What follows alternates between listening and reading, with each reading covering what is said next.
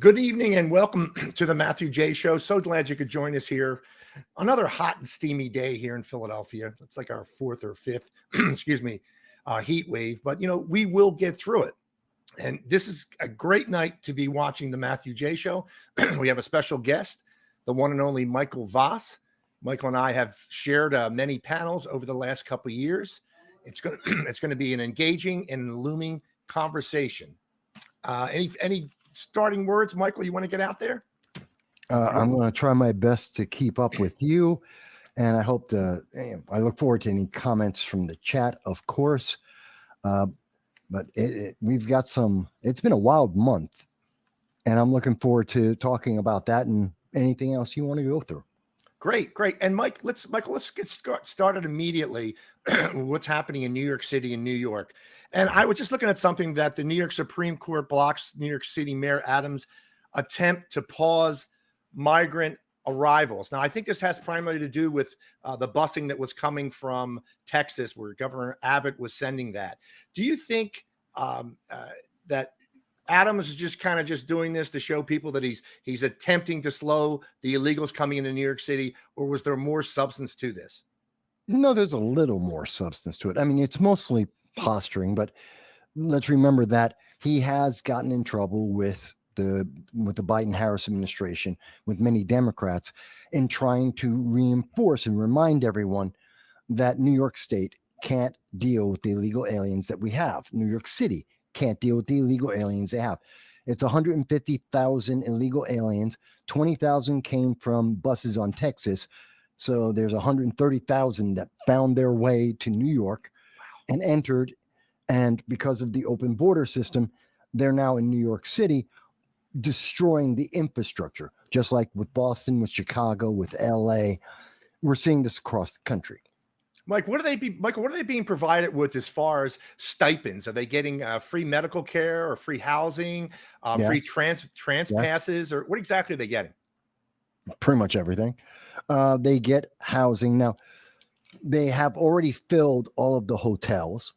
They have filled most of the shelters. American citizens have been kicked out of hotels. They've been kicked out of shelters. This includes mothers and children have been kicked out. This was over the winter that they were kicked out to allow illegal aliens having a space. They've put up temporary tent cities and out in Floyd Bennett Field, which I've actually been to, actually served. That's a military base out there. I've actually served there. And they've also taken over schools for these illegal aliens to put them into that. So they've gotten that. They've gotten food. They have vouchers for food, cards that they get to carry, and they spend on food and other items, daily items that they need. They get a stipend on top of that. So, I mean, we are spending in New York City alone over $60,000 per illegal alien. That's about double the national average income of an American citizen. So they're living very well. Well, let me ask you this as a follow-up, Michael, to that. And I think I was reading something the other day. As far as an impact on crime statistics in New York City, are illegals committing crime there in a big way, a small way, or what exactly is happening there? It's a little difficult to understand that, because very often, and this is the trick that you will hear often in news media, they will say migrants. What does that mean? Because there's illegal aliens and there's legal migrants. They're not the same thing. But the news media, the Democrats, like to mix this together. So they'll say migrants, or they'll say immigration, but they don't separate legal from illegal. They combine them both and say, well, migration and immigrants, they're very law-abiding. Very true for legal migrants, not as true for illegal migrants. Illegal migrants have the higher proportion of crimes. If a migrant's going to commit a crime, it's more likely to be an illegal migrant or illegal alien. Let's call them what they are. Illegal alien, that's the actual legal term. Then it would be a legal migrant. And that's partially because of why they want to be here, partially because of how they're coming into the country. Many of the illegal aliens are coming in besides breaking the law, but they're coming in with gangs or cartels, um, sex, what's the word they like to use these days? Sex Human trafficking. trafficking and sex trafficking. In other words, slavery.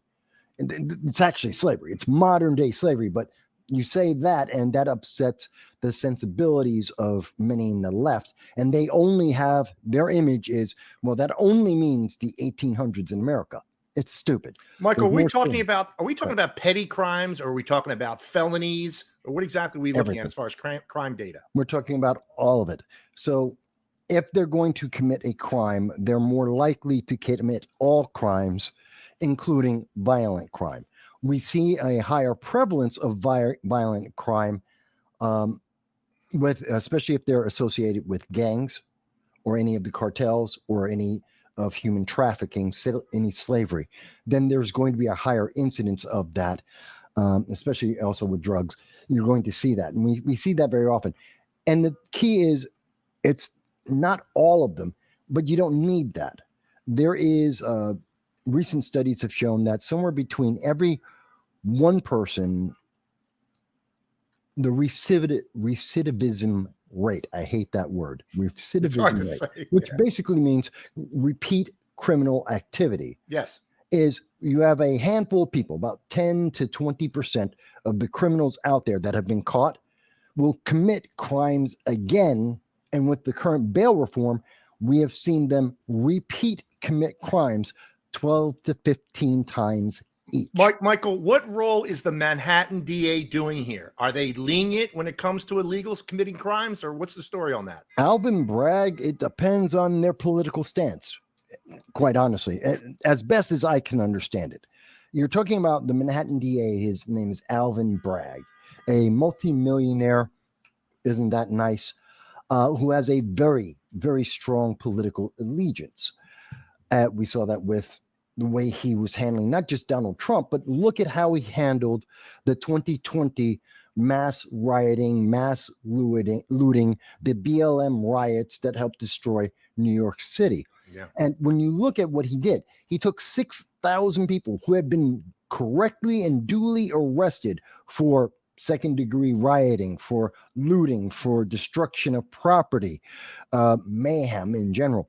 They broke laws in New York State, each and every one of them. And now he could have charged them with the minimum charge. He could have gave them basically parking tickets. I mean, he could have done something like that. Instead, he said these weren't crimes and waved them away. He just, poof, 6,000 people. You know, whether you did rioting in the second degree or looting, gone, just disappeared it. Michael, is the governor, Kathy Hochul, and Adams and the Manhattan DA, are they on the same page when it comes to fighting illegal crimes, or are there little differences? Any animosity between them? There's lots of animosity and differences because they're all jockeying for power. They all want to be the big dog. They all want to get to the next elected office. They want more donations and more support from their political party. So they're all fighting against each other. And there's this constant internal battle to see who's on top, who's getting the most press and getting the most donations from their donor base.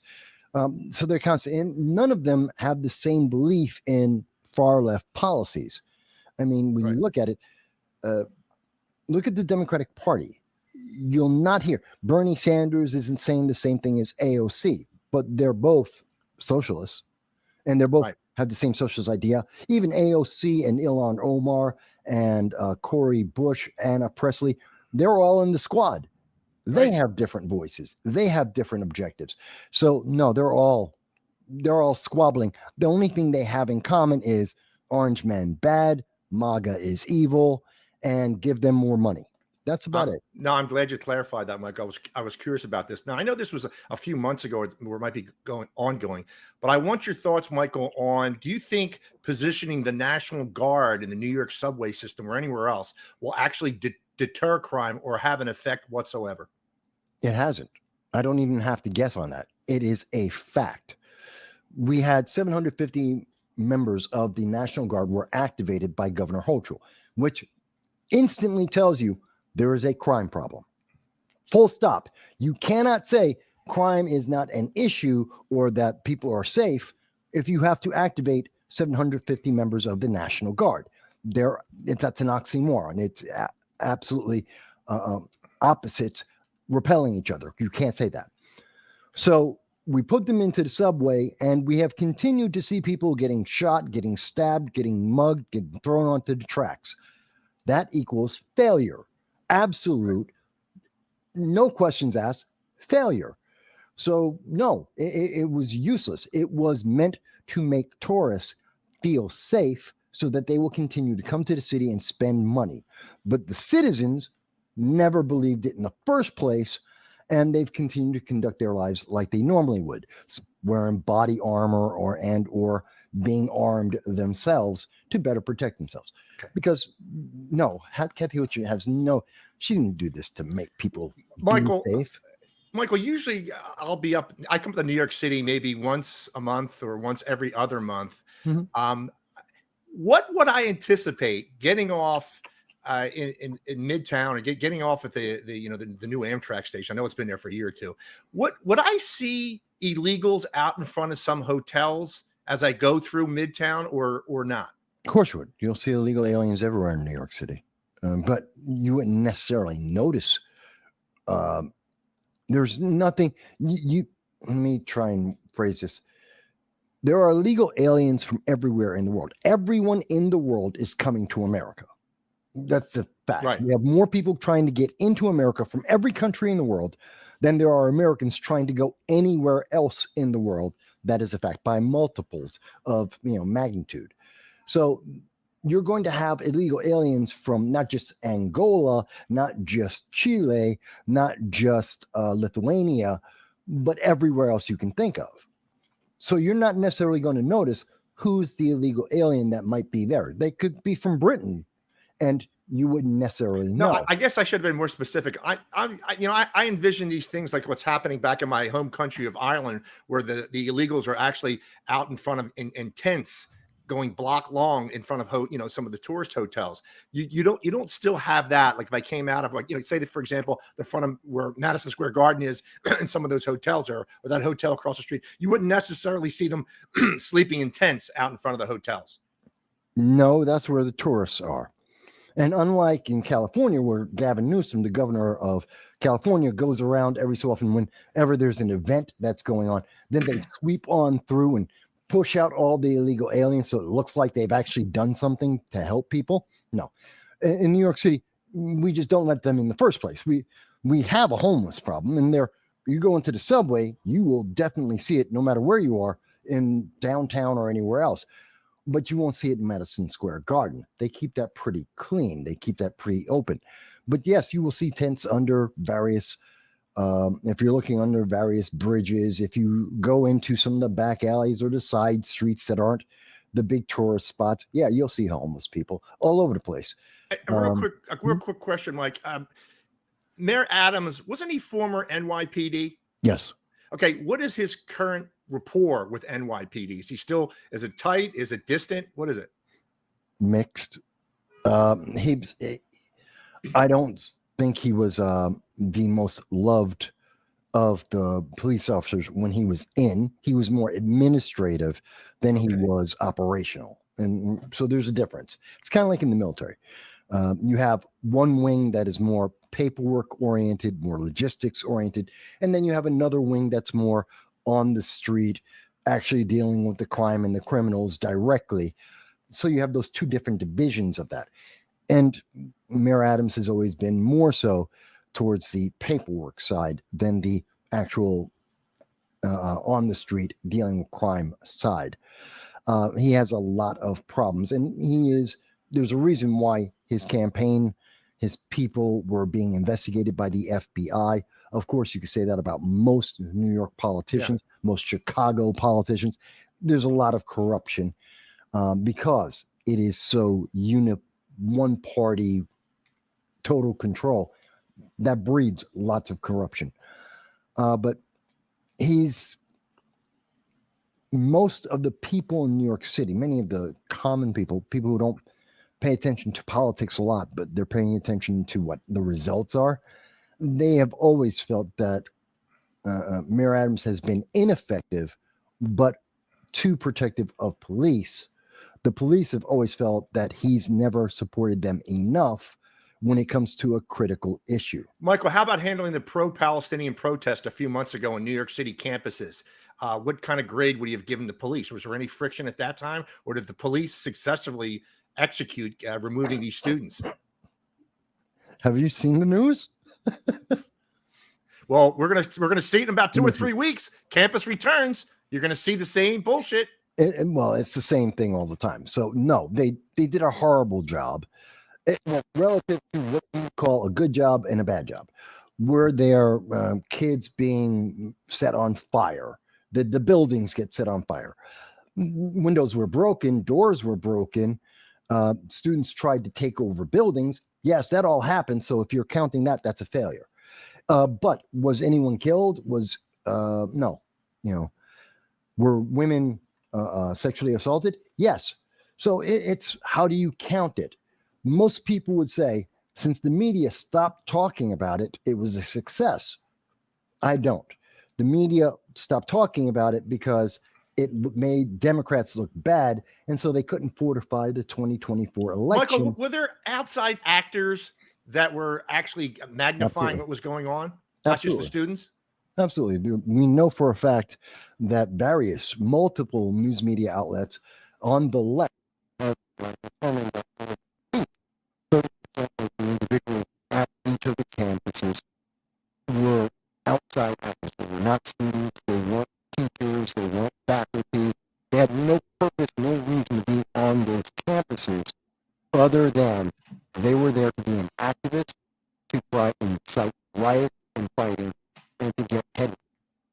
Michael, real quick, I think you're over modulating. It's coming in. Yeah. It was coming in kind of, it was difficult to hear you the last 5-10 seconds. Okay. Is that better? It might also be where the microphone is. Okay. That's fine. I can, yes. Okay. Yes, I can hear you. Yeah. I thought it was very important for us to start off the show about New York City. I mean, it's a place I love visiting New York City. I know I've been going up for decades. I don't know if you know, I'm a retired transit official. I love railroads. I love trains. I think you and I discussed it before. And I love visiting, coming up there. I like to go to Grand Central Terminal. I know a lot of people think that's probably crazy, but I do like trains and whatnot. And New York City has plenty of it, with the subways and whatnot. What has saddened me, and certainly saddened you, is to see how the city is things just like here in Philadelphia and most Democrat-run cities, where crime is becoming so elevated. And I know you were speaking about crime on the subway. These things that are called thrill kills, where the homeless people are pushing people on the platform in front of oncoming trains. Well, that's been happening in Philadelphia. We've had a couple murders on city buses since I left, and I've only been gone for about a year. But I like visiting the place, and I'm certainly want to get up there in the next week or two. But New York City, it's such a great place, and you want people to visit it from all around the world, all around the country. You want them to feel reasonably safe. But from what you've been describing for the past 20 minutes, is that maybe it's not a safe place, and the fact that illegals are everywhere. They may not necessarily bother you, but there's certainly probably overwhelming, whether it be law enforcement or medical care and housing and whatnot. It's a saturation of illegals, and it's not just New York City. They were sleeping in Logan Airport, Michael. I'm sure you're well aware of that. They have no places to put them anymore. Well, yes, and in respect to New York City, in particular, we've always had large numbers of illegal aliens. Never this much, but we've always had large numbers relative to other parts of the country. We have some idea how to deal with that. And also, it is one of the most integrated cities in the entire world. Forget just in the United States, and the world. Right. So we have a way of adapting to that. So I wouldn't say it's more dangerous in the 70s, more dangerous than in the 2000s. For people who've been in New York City, that gives you a realm. So it's relatively dangerous, but not crazy. But compared to other parts of the country, sure. I mean, I remember when I lived in upstate New York, and what people would tell me were absolutely dangerous neighborhoods, like where I bought my house, was absolutely peaceful. I mean, they've never seen the Bronx. They've never seen the 1980s when we had to go through the crack crisis. So, Right. it's all relative. But yes, we have too many illegal aliens in the United States. They are causing infrastructure problems everywhere in every single state that we are shipping them into because we can't handle it. Literally, upstate New York is suing New York City and New York State to prevent them from shipping out illegal aliens by the truckloads because they can't handle them. They already have enough problems because we have a horrible economy. Did you just see the economic numbers? 4.3% unemployment, and it is increasing. We have on average at least 25% inflation, if not 45% real world. We have higher interest rates that are going on. The dollar is being devalued, and we have higher international tensions. Plus, 225 known or suspected terrorists have tried to enter the United States through our borders. That's just in the last year and a half. Not 4 years, not decade, year and a half. So we have a lot of pressures going on all at once, which magnifies each and every one of those items. They all become bigger because they're all happening at the same time. And we have a government right now, a leadership. We're talking about the Democrats. We're talking about Biden, Harris, whose main goal is get through the next election. They want to win the next election. They're obsessed with power and getting to the next election rather than fix the problem, have a solution. Is there any evidence, Michael, that the illegals in New York City, and of course around the country, that they are registering to vote at DMVs or welfare offices? Is there any evidence to that, or is that, I heard that in Minnesota that the VP for Harris in 2023, illegals were getting driver's licenses and they were registering to vote. Is that the same thing happening in New York City or New York State? That's happening. Well, to an extent, the answer is yes, and to an extent, the answer is no. Here's the problem: nobody's looking. No one has a way to find out. Now, if we're just going by the law of large numbers, absolutely. What do we know for sure? We do know that New York, California, Minnesota, several states have made it a law, made it possible for illegal aliens to get driver's licenses, even though that is illegal. That is a crime. But they're bypassing that because they're sanctuary states, and they say, yes, we're going to give them the ability to drive a car. How are they paying the insurance? I don't know, because that's also a crime. They can't do that. But fine, they're doing that. And they're letting them get jobs, which is yet another crime. Fine. So multiple crimes are happening here. But when you go through the process in California, New York, many states, you automatically are registered to vote. Now, it's very easy, very simple. I know they say, but it's impossible for someone who's an illegal alien to get registered to vote. No, it's not. It's a button. It's a push of a button. It is very simple. We're talking about massive administrations, and we see they screw up everything all the time, consistently. That's why we keep getting more and more government to make up for the errors of other parts of the government. It's insane. Well, Michael, you said we don't know, but Freedom of Information Acts, things like that, we can't get access to any city or state data which would tell us or give us a better understanding of if it's happening. No, it's not that we don't have access. There is no data. It's like when I did a study on red flag laws, I went back to Connecticut. They've had red flag laws since 1999. I asked them a very simple question. I asked the state a very simple question. Are children being separated from their parents because of the red flag laws when they have a red flag incident? Which I know factually the answer is yes. What I don't know is how many. Their answer was, yes, it's happening. We can't tell you how many. We don't count. That's the problem. There is no data to grab. We don't know how many illegal aliens are getting registered to vote because no one knows and no one's counting. Michael, that in itself is kind of a political act. We don't have any data on it when you think about it. That's by design, is what you're saying, right? Or no? I would think so, because this is something that we can have some count on or some general understanding. They don't want that. So now you would actually literally have to know that, I don't know, Ben Angola, you had to know that Ben Angola went in, got a driver's license, and that he actively got the right to vote or got access to it.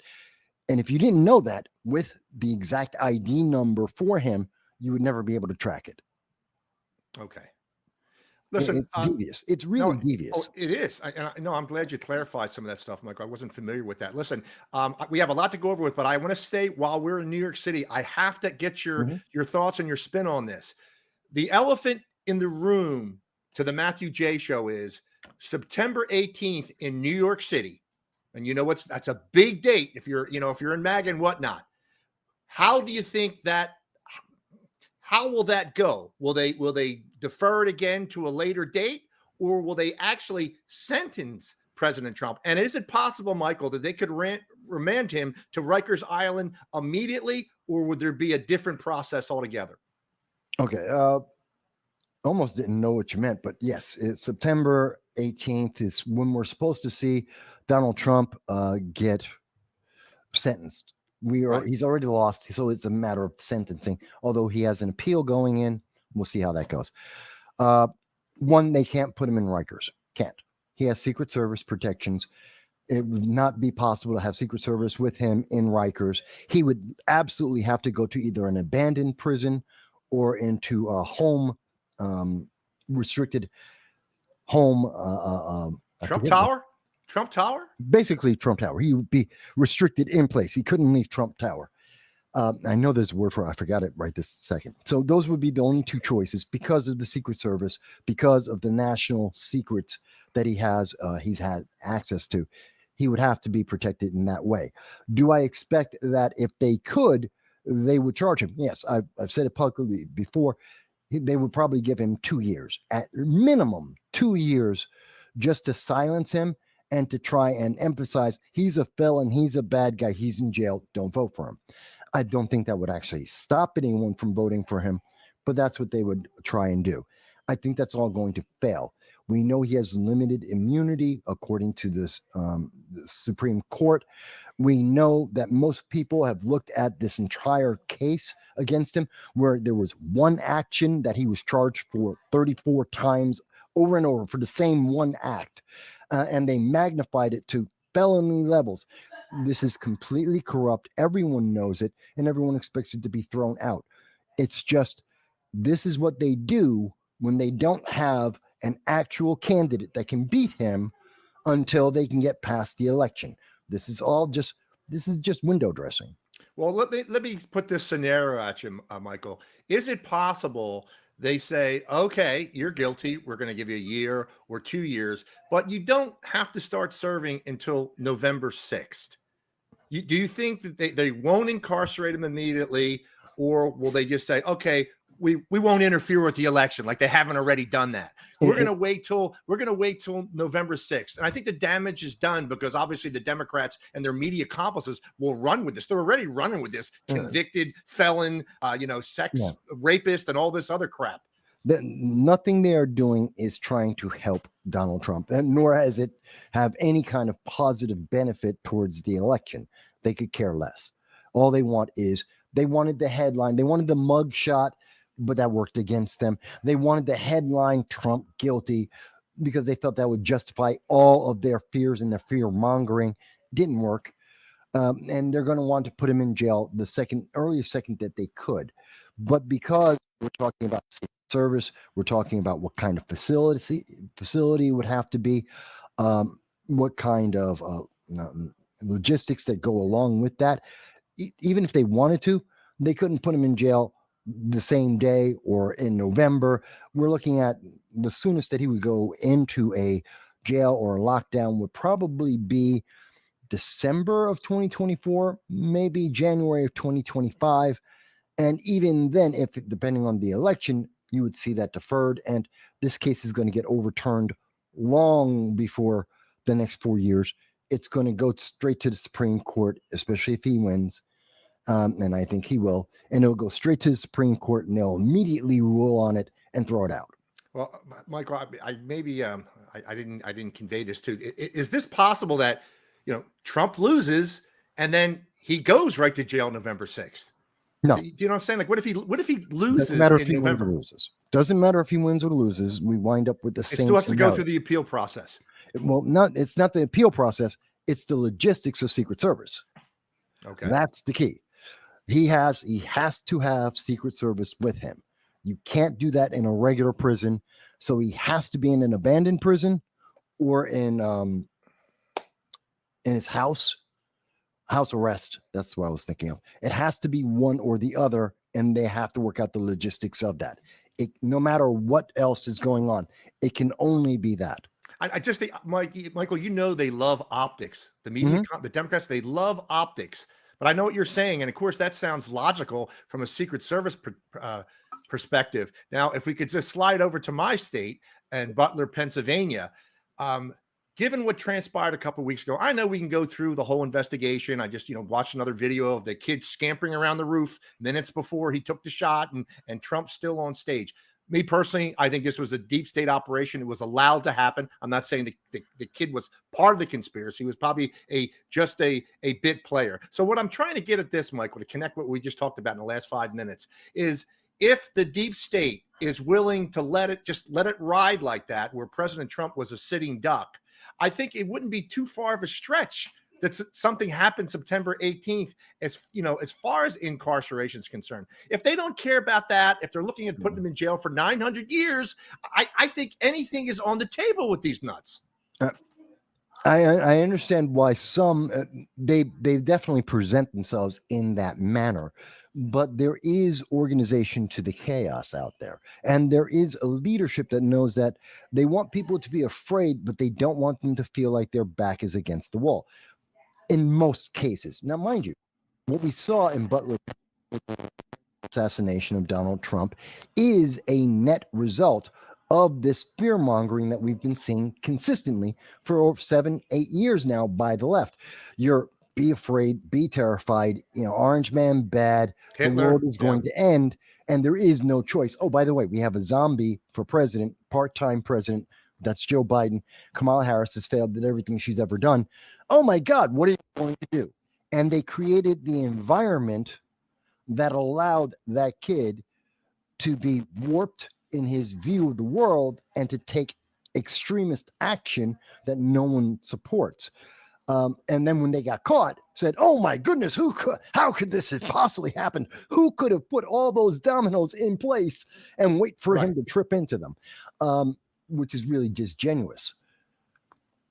Understanding that there is there are some people who are thinking about these things, who are setting these dominoes down, who are creating the minefield that the rest of the world is walking through on a regular basis because they want power. They also have a very clear understanding that there's only certain things they can do. Otherwise, it tips things away from them and creates a problem. There's a reason why we stopped talking about the assassination attempt and the investigation, and instantly we were talking about who's going to be, it's going to be Kamala Harris as VP and who's her, running for presidency, and who is going to be her VP. The media instantly, within 4 days, shifted the entire world's attention from an assassination attempt against one of our leaders to this backup candidate and their ascension, their coronation without a single vote. No one voted for it. And they put her in place and then said, and after they put her in place, then they said, oh, by the way, she's going to pick a vice president just to keep the momentum going. It is absolutely evil when you think about it. But that because they knew that assassination attempt was too far. Yeah. Michael, did you notice how they went from calling, fascist, Hitler, everything under the sun about President Trump to just calling him weird or calling us weird, JD Vance or whatever? Do you notice they tried to tone down the language because they feel maybe deep down they might feel partially responsible for setting up the environment for something like this to happen? No, they didn't tone it down. Have you been listening to what's going on YouTube and Twitter? No, they didn't tone it down. They stopped saying it for 48 hours. Big deal. And then they went right back into it. Listen to MSNBC, CNN. They're still saying the same things they were saying before, plus minus a couple of key words, but otherwise it's the same sentiment, same idea, same orange man still bad, MAGA still evil. You're still Nazis if you don't obey the left. That's just the way they have it. But they want to posture like they are so far above the things that they have done themselves. Right. And it's insulting to the average person because we all see it. And quite honestly, it's their own making. They've been doing this for 7 years. What is it? Tim Walz, who's the Democratic nominee for the vice presidency under Kamala Harris. He recently said something about, he was talking about Republicans are always talking about the race card. No, we're not. Historically and consistently, that's a Democrat issue. That's not a Republican issue. Right. We don't talk about race. And yes, I am a Republican. I am a conservative Republican. We don't talk about race. We don't care. We talk about meritocracy. It's the Democrats that are constantly talking about diversity, equity, and inclusion. That's their idea. Affirmative action. That's their idea. That's not from the right. That's not ours. We talk about, did you earn it? They talk about how many check boxes did you clear? So when he says it's disingenuous, and basically what they're doing is you're an evil person because you're not doing what I would do in your position. And they blame us for what they do. Michael, do you think it was a bad idea for Trump last week to go to the Black Association of Journalists in Chicago? Because what they're essentially trying to do, they're trying to turn this into race and make that a campaign issue. Was that a prudent move by the Trump campaign to send them to these events? Or was he right in pointing out, one day Kamala is Jamaican, one day she's Indian, one day she's Black? Was he right? Was he right to kit that out there to everyone? Okay. So before you get in trouble, let me clarify something that I've said multiple times. I have several videos on this. To be very clear, Kamala is Black. There is no question. Black is skin tone. Black is genetic history. It means she's African in descent, essentially. So she is Black. Okay. She's not African American. And in America, we misunderstand and misconstrue that Black equals African American. That's not true. The African American is societal and cultural. Being Black is genetic. Two different things. So Kamala is Black. She's descended from Africans. Absolutely. She's not African American. She's East Indian. She's Jamaican, which would be West Indies. And she's said that herself. Just look at her campaign in 2016 when she won the Senate seat. She was talking about being East Indian, not Black. So it's whatever's convenient. She's very much like Hillary Clinton. That's what I was getting to. Yeah. But I know I know what you said. What you initially started with, if I gather this correctly, Trump shouldn't go in that area. She's Black. I was glad that Trump went to the National Association of Black Journalists. It was a trap. Absolutely. It was a hostile event. Absolutely. He knew that. And you know what? He had the balls to go there and do it anyway, to go and speak to groups that aren't necessarily in his normal arena. And that's good because of what a president should do. Reach out to people. Doesn't mean you're going to succeed. Doesn't mean you're going to win them over necessarily. But at least you're willing to hear their voices. At least you're willing to share your voice with them. Same thing with Bitcoin. Same thing with the Libertarian Party. He did it multiple times. Does everyone agree or accept his view? Maybe not. But guess what? I don't see the Democrats coming to any of the Republican events or to the Libertarian events. That's true. They're not even trying. Michael, Kamala was supposed to be at that event in Chicago, right? Oh, yeah. She was supposed to be at the National Association of Black Journalists. I'm going to call that the NABJ because that's just too long to say. Michael, how would you characterize President Trump's current relationship with the Black community? Does he have a strong rapport or a moderate or weak rapport? What does he have? Moderate. About the same he's always had.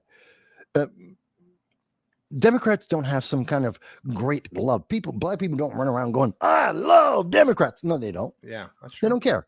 It's rote memorization. My mom was a Democrat, so I'm a Democrat, and I don't pay attention to politics, so I just vote Democrat. I don't know who any of these people are. I vote straight down the line Democrat. There are Republicans in this country that do the exact same thing.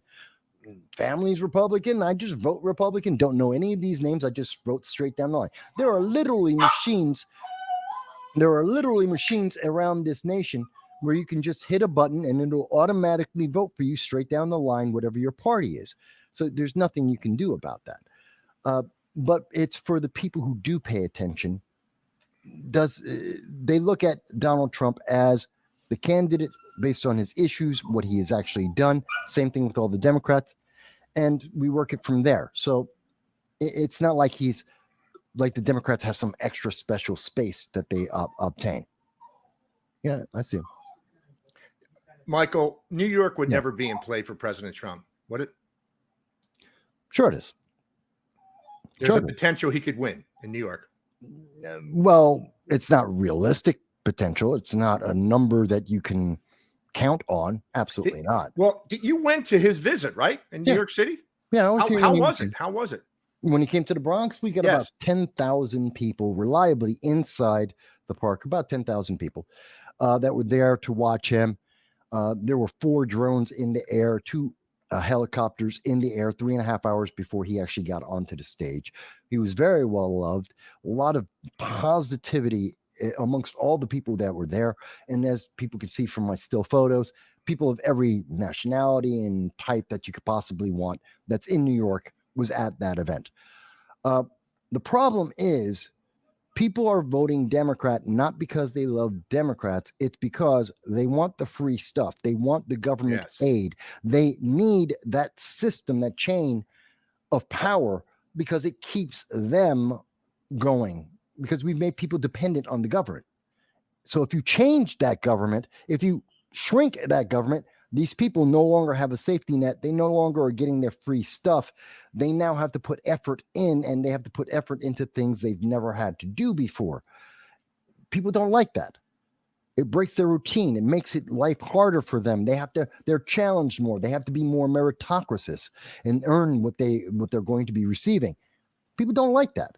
So that's why the Democrats they have enslaved, literally, economically, they have enslaved many people, not just black people, but many people who are poor, and put them into that system that really has no way out.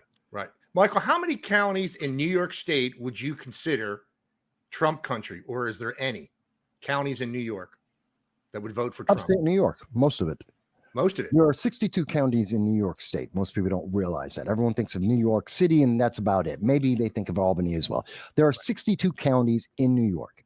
Once you step outside of New York City, almost all of the rest of New York is Republican. Almost all of New York State is red. Would you advise Michael, would you advise the Trump campaign to spend some more time in New York? No. It's not worth it. It's not Pennsylvania, obviously, but not New York. No, it's not cost effective. If Trump wins, it's just because people have gotten that fed up. The more money you spend here is money that you could have spent somewhere else where it would be more effective, because there's no guarantee. The biggest problem New York has, there are as many Republicans as voting Republicans as voting Democrats that actually show up and make the vote. It's just that most Republicans don't. What do the voter registrations look like statewide? You're looking about 2 to 1, but here's the thing. You'll get 3 to 5 million votes in New York City that'll be Democrat, largely Democrat. There's 5 million registered gun owners who are Republicans in New York State. There's 20 million people in the state. We could match that. They don't show up. It's just the fact. Upstate doesn't show up in the numbers that just in New York City will show up, partially because of density, but they just don't show up. Or is the state GOP kind of weak as far as going out there and going door to door and getting people registered? They're miserable. The state GOP has already given up because they don't plan to win. They're very happy being in second place. Wow.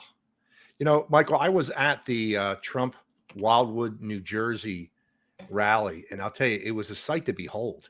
I mean, it was certainly over 100,000 people there, and that is in New Jersey. Now, I'm going to ask you the same question I asked you about New York. Would New Jersey be more winnable No. than New York? Or are they both kind of out of bounds? Absolutely the same thing. Absolutely the same case. We have miserable administrations that are in charge, which are, we have single party rules. Democrats have control there. They are destroying their own cities, but you're not going to win. One of the biggest problems, everyone who is conservative, Republican, libertarian, they're leaving, and they have been leaving for over a decade. The number one, usually it's number one or number two, that New York is the number one or number two space of exodus, that people are getting up, American citizens are getting up and going anywhere else but staying in New York State. And New Jersey is roughly within the top 10. This is for the last decade. So it tells you something. You're getting a higher and higher concentration of Democrats who vote Democrat, who are in the system, in the loop, dependent on those Democrats to give them free stuff and to give them aid to help them live their lives in this increasingly this vortex that gets deeper and deeper of debt and failure. Right. Yes, at some point they are going to be fed up. And yes, people are noticing the failure in this intrinsic system, this loop that they're almost like a loop that they're in.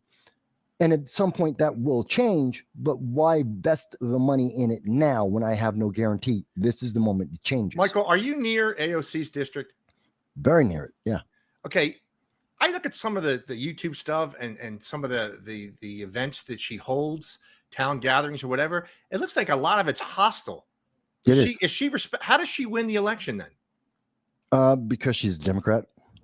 It was, I think it was 2019 when Nancy Pelosi, who was still Speaker of the House at the time, was at a convention and said that, literally, these are her words. You can look this up. There was a glass of water on a table. She pointed and go, if there was a D after it, if there was a D attached to that glass of water, it would win in AOC's district. Absolute fact.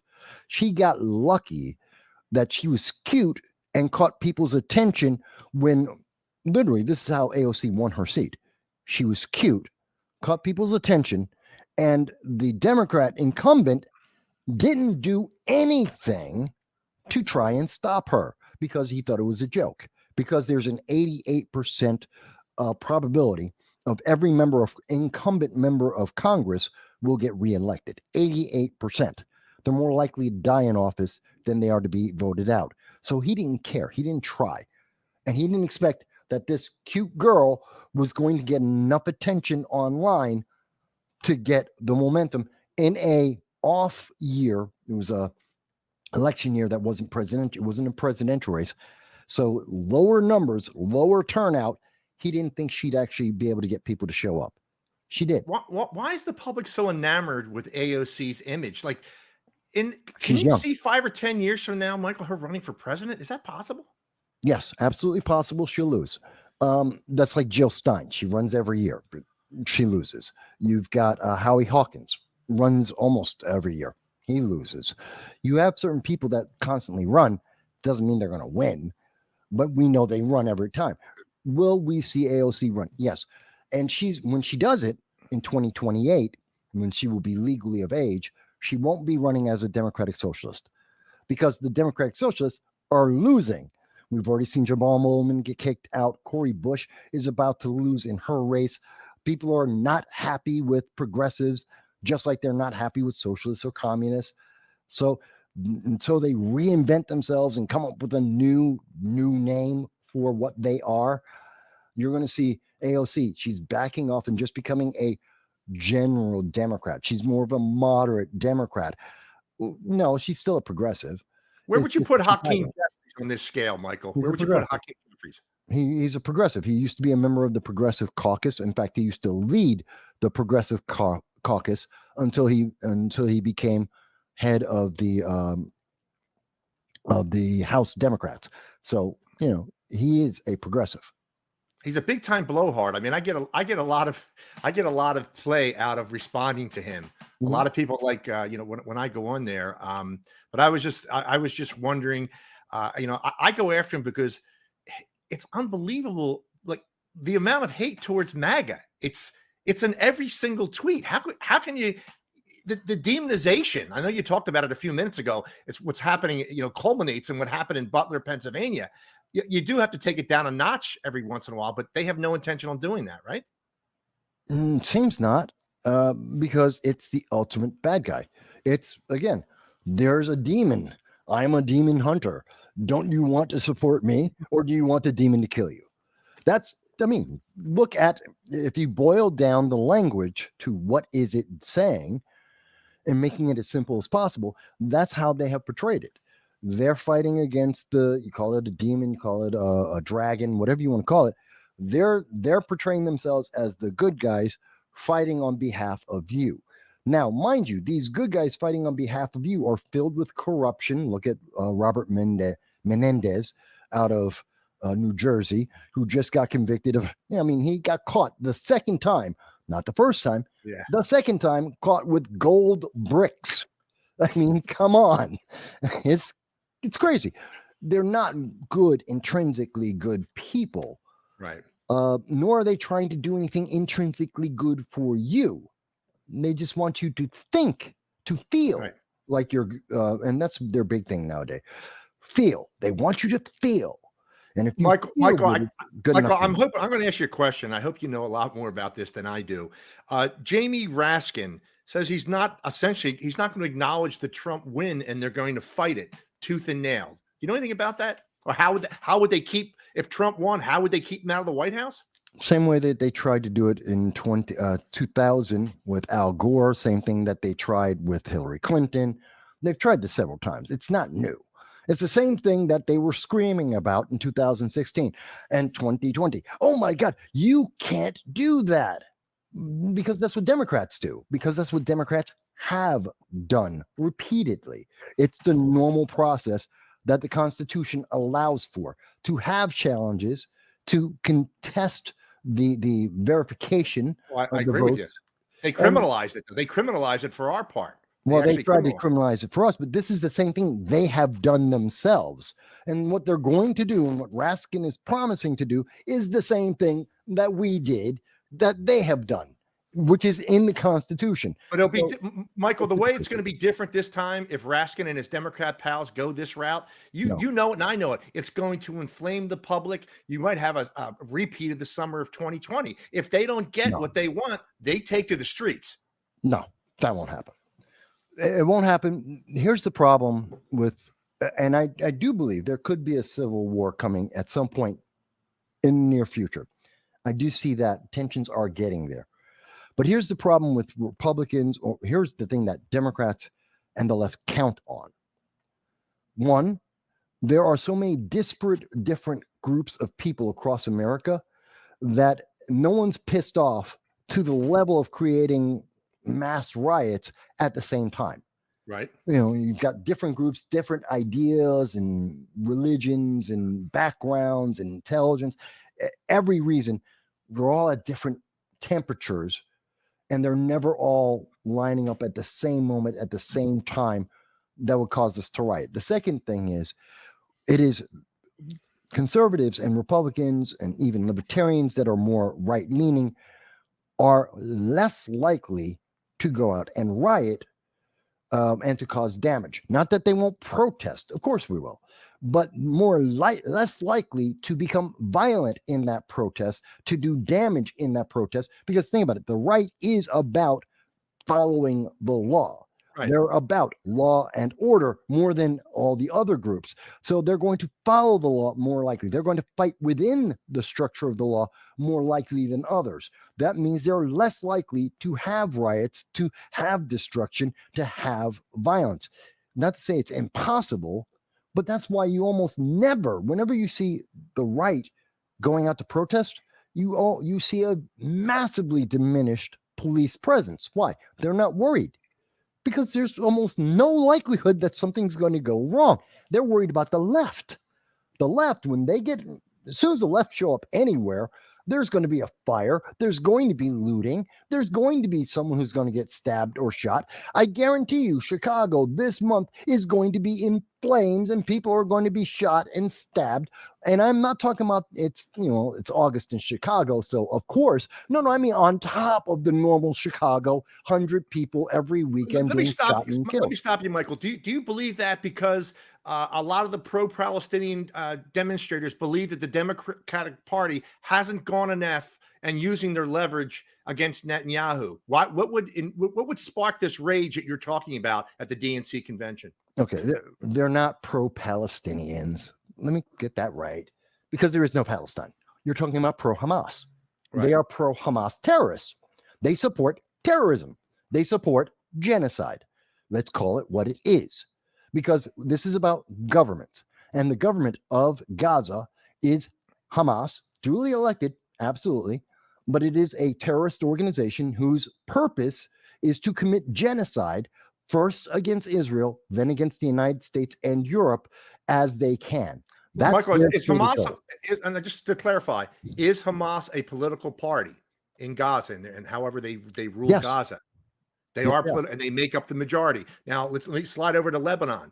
Is Hezbollah the biggest political party in Lebanon? Yes.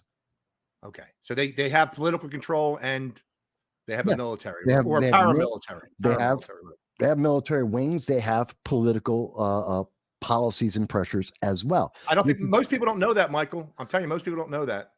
As far as you and I do, but I don't think people realize that they're actually part of the political process. Like yes, and that's why it's so dangerous when you give foreign aid. Well, that goes to the government. Well, giving it to the government is giving it to the terrorists.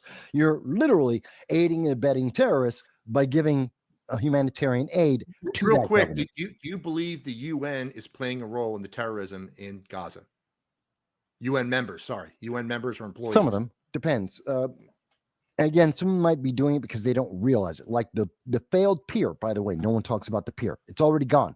We wasted money on that. $300 million? $400 million plus. Remember, it broke twice and had to be repaired and put back out. What was the Biden regime was trying to play lip service to what was happening in Gaza, the Gazans to get supplies? No. It was a reward. It was a reward to the 101,000 uncommitted votes in the Michigan primary that were in Ilhan Omar's district that were telling Joe Biden, do something for Hamas or we won't vote for you. So immediately, 2 days later, he decided he was going to build a pier, spend $400 million, which God knows where all that money went to.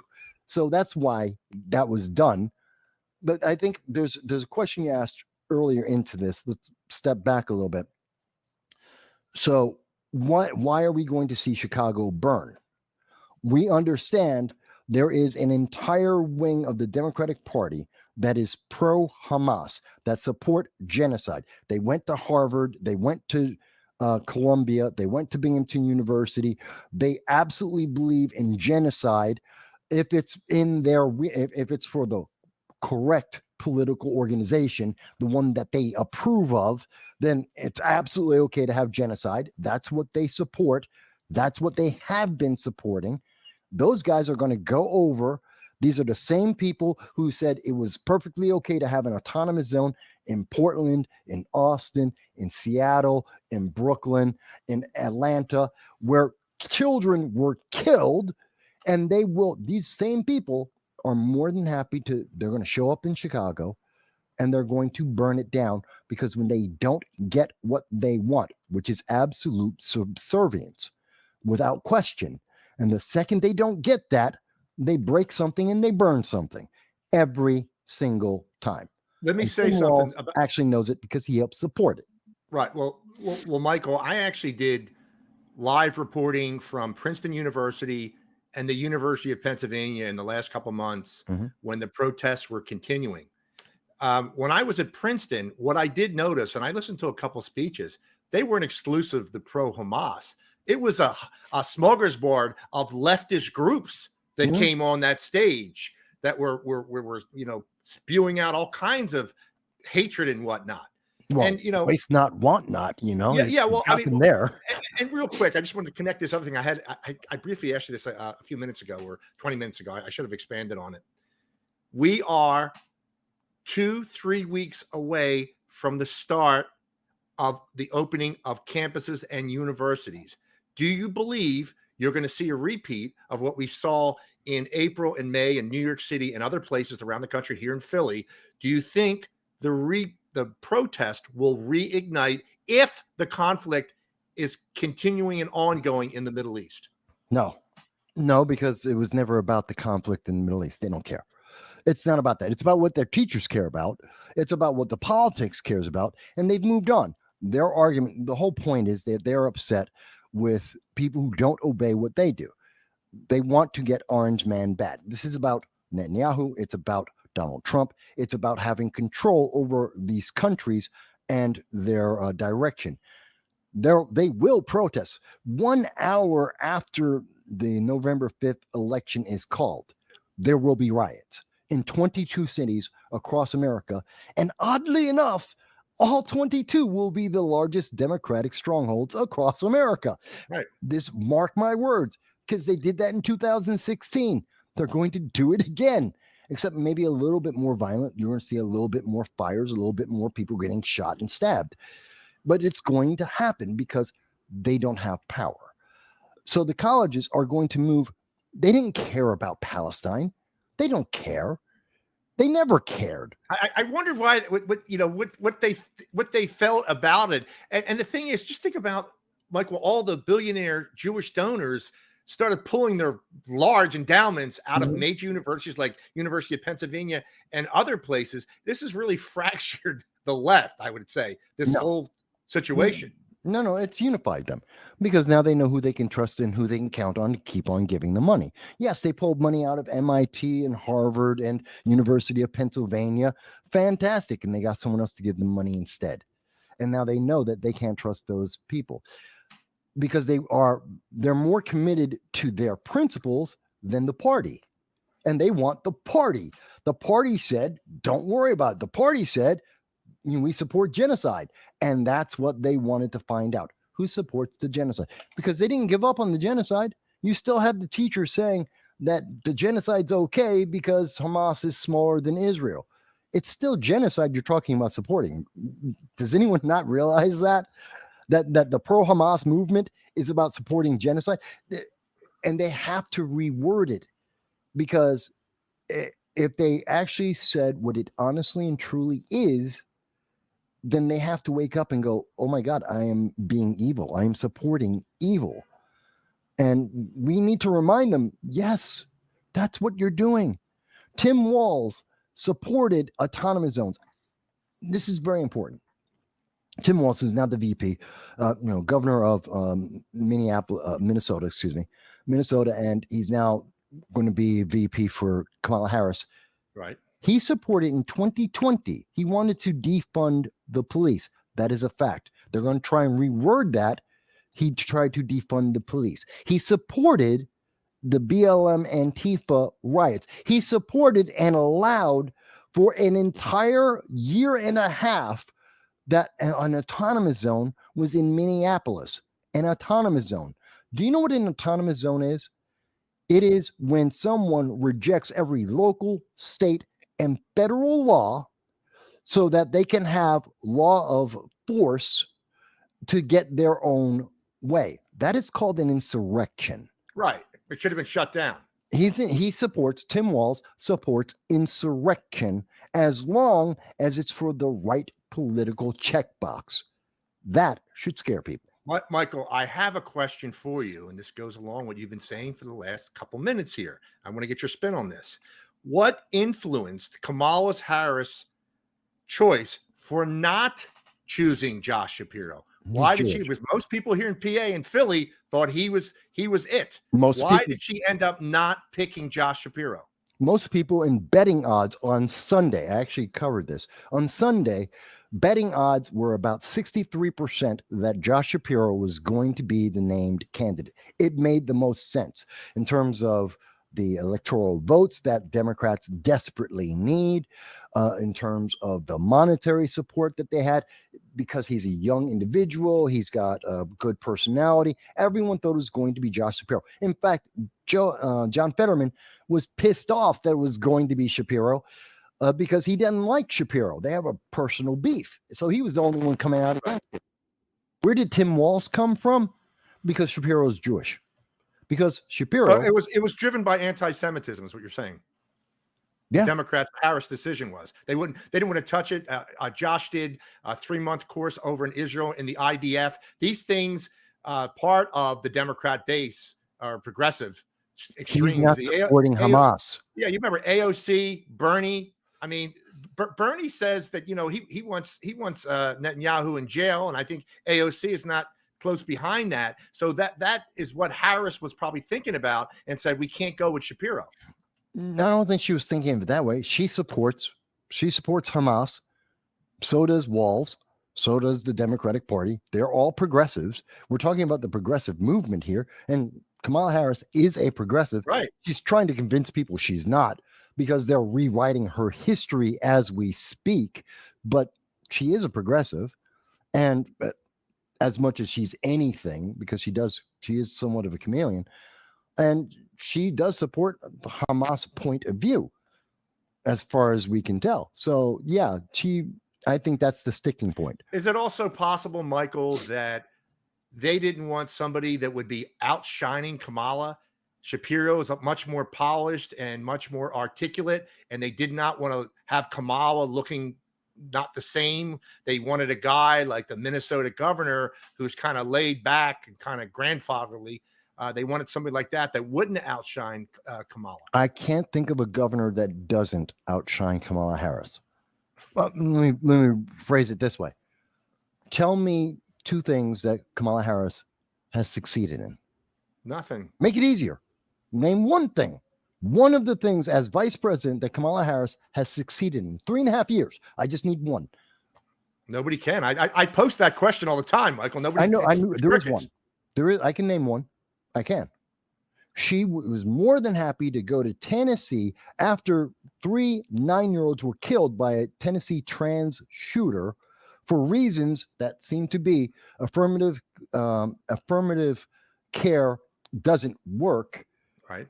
And she went to Tennessee not to talk to the parents, not to grieve with the parents, but to protect the Democratic Party, because Tennessee legislators who are Democrats broke the law and were being punished for breaking the law. And she right. went Okay, I remember this. Yeah, I remember this. And she protected them. So that's what she did really well. Michael, how does the Democratic Party think that they can sell Kamala Harris? I know you remember the 2020 election. She got less than 1% of her own party. I think essentially she was calling Joe Biden a racist to her face. She had to drop out after a couple of weeks. I remember CNN was trying to push her up as high as they could. Hey, this is great. Kamala Harris, woman running. But how do they push somebody that is so unlikable? How can they think this is I guess what I'm getting at, Michael, is there any chance, even though she's the designated candidate, is there any type of a surprise that we could see at the DNC where her polling numbers tank in the next week or two and they say, we can't go with her? No, they can't. It doesn't matter. It doesn't matter if it has nothing to do with her poll numbers, has nothing to do with, she can't win. Everyone knows it. It doesn't matter. This is just saving face, all of this. The reality is there are hundreds of millions, over about $250 million that was donated to Joe Biden because of the lie that she was complicit in that Democrats raised. They want $250 million. They can't get that unless Kamala Harris is on the ticket. They can't touch that money. So therefore, she's on the ticket. That's the only reason why she's on the ticket. So Michael, the Federal Election Commission, the Trump campaign filed a lawsuit against the exact same thing, saying Kamala can't get the money, but you're saying she can. She's part of the ticket. At this moment, until that ruling goes through or is rejected, the answer is she's the only one who can access. As long as she's on the ticket, she can access the money, and that's what the Democratic Party wants. That's why she's in. And the only thing we hear out of her 24/7 is the abortion issue. Has Trump moderated his position or anything like that? Do you see happening with his campaign? Are they addressing those attacks No, at all? actually, she hasn't done anything. She has no position. Go to her website right now. You can go to her website right There's now. no positions on anything. I was there at 3:30 this morning. At 3:30 this afternoon, I was on because I did 2 videos about it this afternoon. I was on her website. Yes, she has a picture of Tim Walz and her. They got bios for both of them. And give me money, give me money, give me money. Every other page. That's it. Okay, Give me money and don't we look good? So, Michael, are you kind of saying that there'll be no debates? They do not want to put her in front of a podium. There'll be one debate. One debate. And that's it. That's how much of a mess she is. Because they don't care. They're not trying to win. They're not trying to win. They're just trying to look good enough so they keep the House and the Senate. They're not trying to win. And they're using the excuse of she's a black woman, so you can't attack her. Except she's not a black woman, first of all. And second of all, that's not a reason. That's a characteristic. They're saying you have to vote for her because characteristic. Michael, let me throw this at you before I forget this. Just before we came on, I know this is kind of an odd thing, but I saw it in a couple posts on X, and they were saying in the last couple hours, Joe Biden is furious that they pushed him around, that Nancy Pelosi pushed him off the ticket, and all those other things, and that he's so mad that he could turn up at the DNC convention, change his mind, and say, "No, I'm the candidate." Now, is that bullshit or not? No, can it's not. He say? Can he do do it? Yeah, he can do it. He absolutely can do it. He didn't formally write anything. Oh, there's that document. You mean that document that did not have the letterhead of the White House nor Joe Biden, with a signature that some have questioned could be his. Right. And he was possibly being coerced. We do know that Nancy Pelosi, Chuck Schumer, Hakeem Jeffries had all come out and said they were going to ruin him politically unless he agreed. That's called coercion. So he literally has legal basis as well as potentially physical evidence that says he didn't get out the race. Michael, those delegates were guaranteed to him. How do you tell a man with dementia that he has to drop out? If he doesn't really, he's not really thinking, obviously, with all his faculties and whatnot. Mm-hmm. Like, how do they pull that off? And how do they not know, Michael, like I just said, if he does step up at that podium and just go off the reservation and say, "Hey, man, I never agreed to this shit." I know that's that's way in the outer space, but it would be popcorn all night type watching. That's why initially he said he was not going to support Kamala Harris, and then you notice he had his initial document, and then 20 minutes later, again, all of this on social media, not to the press, not through any of the official channels. Then 20 minutes later, there was another letter that said, "Oh yeah, by the way, I support Kamala." Again, it leads to the lack of credibility of this entire process. But it's a matter of, is Joe Biden lucid or not? And how lucid is it? What medication did you give him? Did you see him? And I actually saw the left, a bunch of progressives channels were covering this when the prisoner swap, which was a horrible idea, were coming in, and Joe Biden standing there on the tarmac if people are coming in, and he had no idea where he was. Oh, I saw that, Michael. I did see that. He was oblivious to reality there. Completely oblivious. And it was sad. That's elder abuse. The same thing they did to Dianne Feinstein. Same thing they did to Sheila Jackson Lee. It's really, really sad. Well, Michael, let me put this to you. If Trump is on the debate stage, Kamala, he would say, "Kamala, you're on record saying that you had 80 private meetings over the last 3-4 years with Joe Biden. You weren't aware of his cognitive decline at all?" Is that a legitimate question he should ask her? He should, but it should have already been asked. It's not dependent. That shouldn't be in a presidential debate. That should be the news media's their basic job. But then again, that basic media, the White House press pool, many of them, they should have already told us years ago. You and I, you've heard me say this for years now, that Joe Biden is not all there mentally. It's not an insult. It's not personal. It is an observation. And now we know it's a medical fact. And this is something that's been happening for years. It should not be the responsibility of a candidate in a debate to do that. Joe Biden should have the 25th Amendment used against him right this second. I said that 2 years ago. I reiterate that today. He is not capable of doing the job. He is a part-timer in the most important job in the country, in the world. He needs to go. I don't care if that makes, but that elevates Kamala. I don't care. I care about America. We don't need a part-timer. Who's in charge 18 hours a day when Joe Biden is incoherent? We have no idea. When that happened, that Sunday where the alleged letter was signed and whatnot, there were some insiders that were saying, White House insiders that were saying that Jill Biden was prancing up and down the hallways in the White House, screaming the top of her lungs, furious at what was going on. And apparently Biden's, I know you probably heard this, the senior staffers didn't know. They find out on X that he's dropping out of the race. Like, what's this? Do you believe this, Michael? Is the national security state running the United States of America? I have no idea. Who is running? I have no idea who's running this country. No one does, which is why the news media will not ask.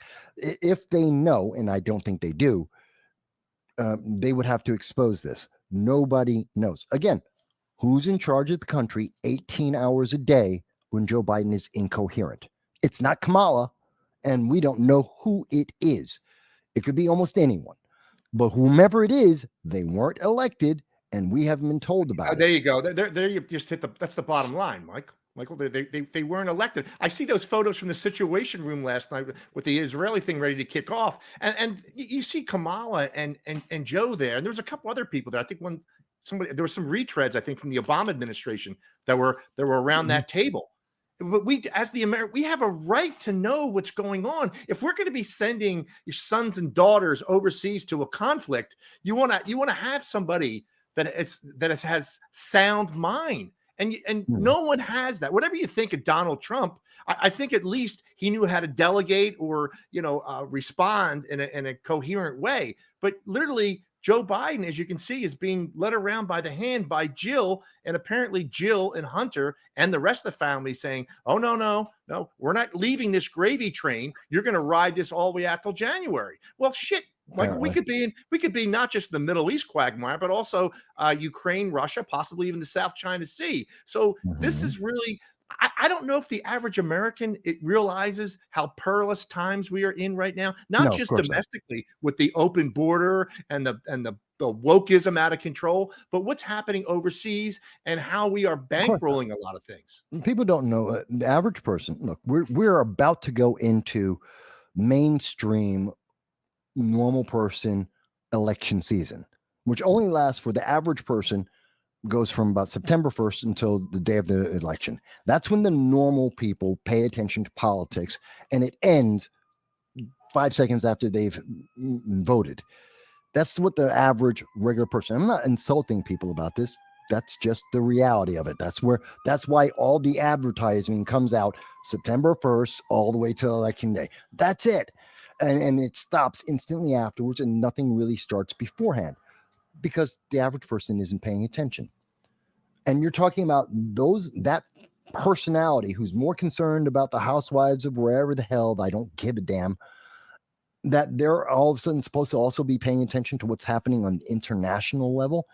They don't know that China's been encroaching on the Philippines, and we have a treaty to protect the Philippines. They don't know that Japan is building the first army since 1945, even though the United States has an ironclad guaranteed treaty that says whether Japan is right or wrong, we will always protect them. We have a military base, the Marine Corps base in Okinawa, and they still want their own army for the first time because they don't trust. We've got South Korea is becoming the fourth largest weapons manufacturer in the world from number 7. So they've jumped up quite a few. And why are they doing that? And again, they have a treaty with us, by the way, because Kamala Harris insulted both of their presidents each time she went there. But the normies don't pay attention to that. So no, they don't have a full appreciation of how dangerous things are. People don't recognize or remember that Haiti, 3 hours away from the American coast, 40,000 Americans are currently under direct threat from a bunch of gangs.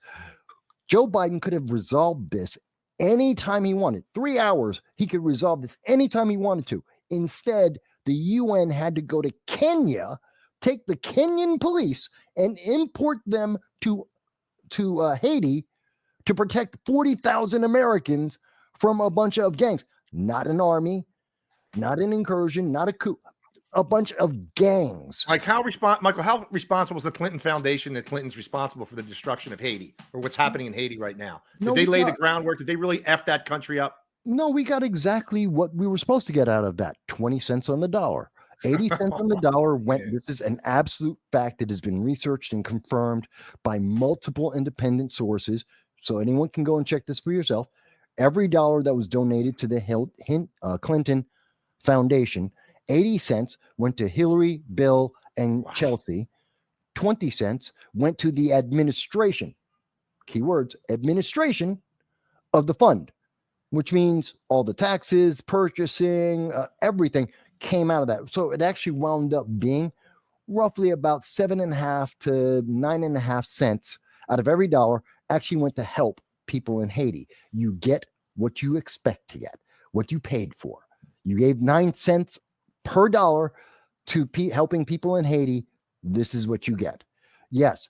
That never came over federal scrutiny. Like, where was the Clinton Foundation based? Was it based in the United States or overseas? How did they dodge all this and get 80% of the money? They didn't dodge it. They're a 501c3. They've been investigated, and it's not illegal for 80 cents on every dollar to go to Hillary and Bill and Chelsea. They just have to declare it and have it in the bylaws. It's there. It's just no one wants to talk about it, but it's a legal fact. All right, Michael, let me ask you this. How confident are you that the United States military can conduct a 3-theater war, whether it be Ukraine, Middle East, South China Sea? Do you think we have the forces and the resources to do that now without initiating the draft? No, I don't matter. It doesn't matter if we have a draft or not. But look, it's already military history, and anyone who follows military tactics can tell you it's almost impossible to fight a war on 2 fronts, and almost everyone who does so will lose. Yeah. That is overwhelmingly true. You try it on 3, you're guaranteed to lose. You're not going to win. I don't care. We don't have enough troops. We don't have enough weapons. We don't have enough threat. It's not going to happen. The best thing that we have going for us in that scenario is that we're in the middle of, we got 2 oceans on each side of us to protect us, and we have a bunch of friendly nations surrounding us, connected to us. But no, we can't fight that. We can't. And I'm going to pose an obvious question to you. Do you think we should be devoting our military resources to more practical matters like securing our border? Yes, we should be fixing our border. Absolutely. Okay.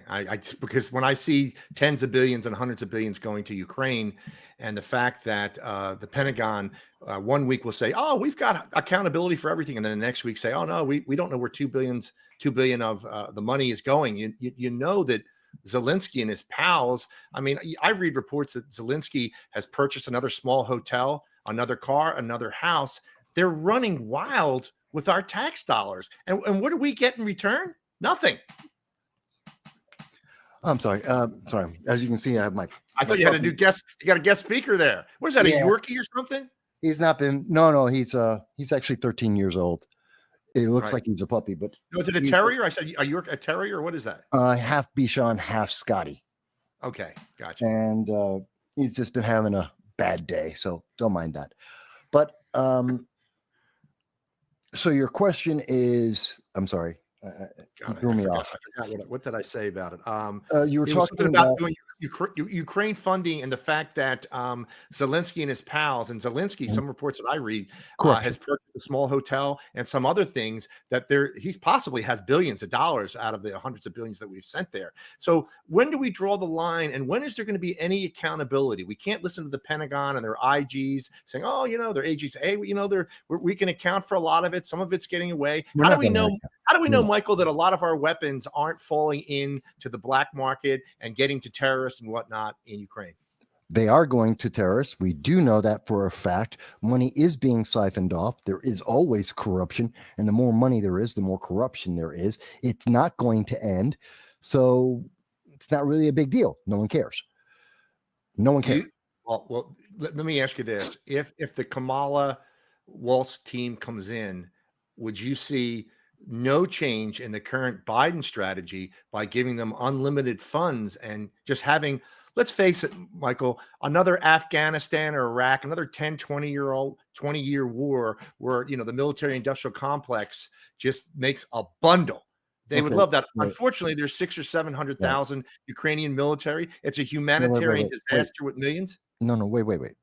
We got to correct something. And I hate when people keep saying this. It is not the military industrial complex. The military industrial complex wants everyone to be prepared for war. They don't actually want war. Okay. They always want everyone on the edge of a war because then you need to. I know, like it's kind of the same thing. They're going to benefit from it. Yeah, I know what you're saying with the word. I know what you're saying, but they're still going to benefit from it. But war itself actually costs money. It's actually a drain on resources. It's not what they want. That's the worst outcome, believe it or not. A lot of people don't look at it. The cost ratio is not in their benefit. So they don't want wars, but politicians do. Because you don't replace politicians in the middle of a war. You don't pay attention to the money that's being spent in the middle of a war. You don't look at the favors that are being handed out in the middle of a war. And that's what we are seeing happen right now. And we already know Biden has already guaranteed 10 more years of funding of the Ukraine.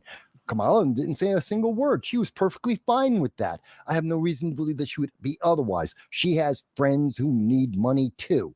So yes, I see no problem with her going forward with that and with Walz. And the fact that they're progressives means absolutely nothing to this. It will continue. That war is going to continue in one form or another for at least another 10 years. Do you think the swamp is united, what you're saying, in continuing this conflict? Or at least supplying Ukraine, I mean. The swamp, they're unified. Both parties are saying, okay, let's green light this thing. Everybody's happy with it. It's a good war. It's a good war. No, I understand, but I know you know this.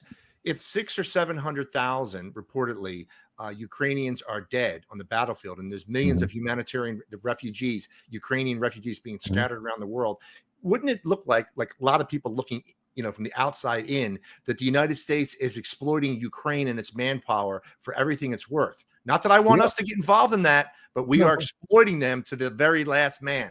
Of course we are. Because we don't want to we don't want our troops in there. Of course we are. That's why it's a proxy war. Same thing that Iran does with Hezbollah and Houthis and with Hamas. It's the same thing. This isn't new or unique to the United States. Many countries do this. So it's not shocking in that sense. This is a tactic that is done around the world. That doesn't mean it's good, but let's be honest. If we can't be honest about what we're dealing with, we can't be honest about anything else that deals with it. So yes, we are using them. That's why it's a proxy war. And Michael, I know we don't have to agree on things, but the United States would be the primo here as far as overseas conflicts, say in the last 10, 20, 30, 40, 50 years. We've involved ourselves in major conflicts, which have turned into protracted engagements.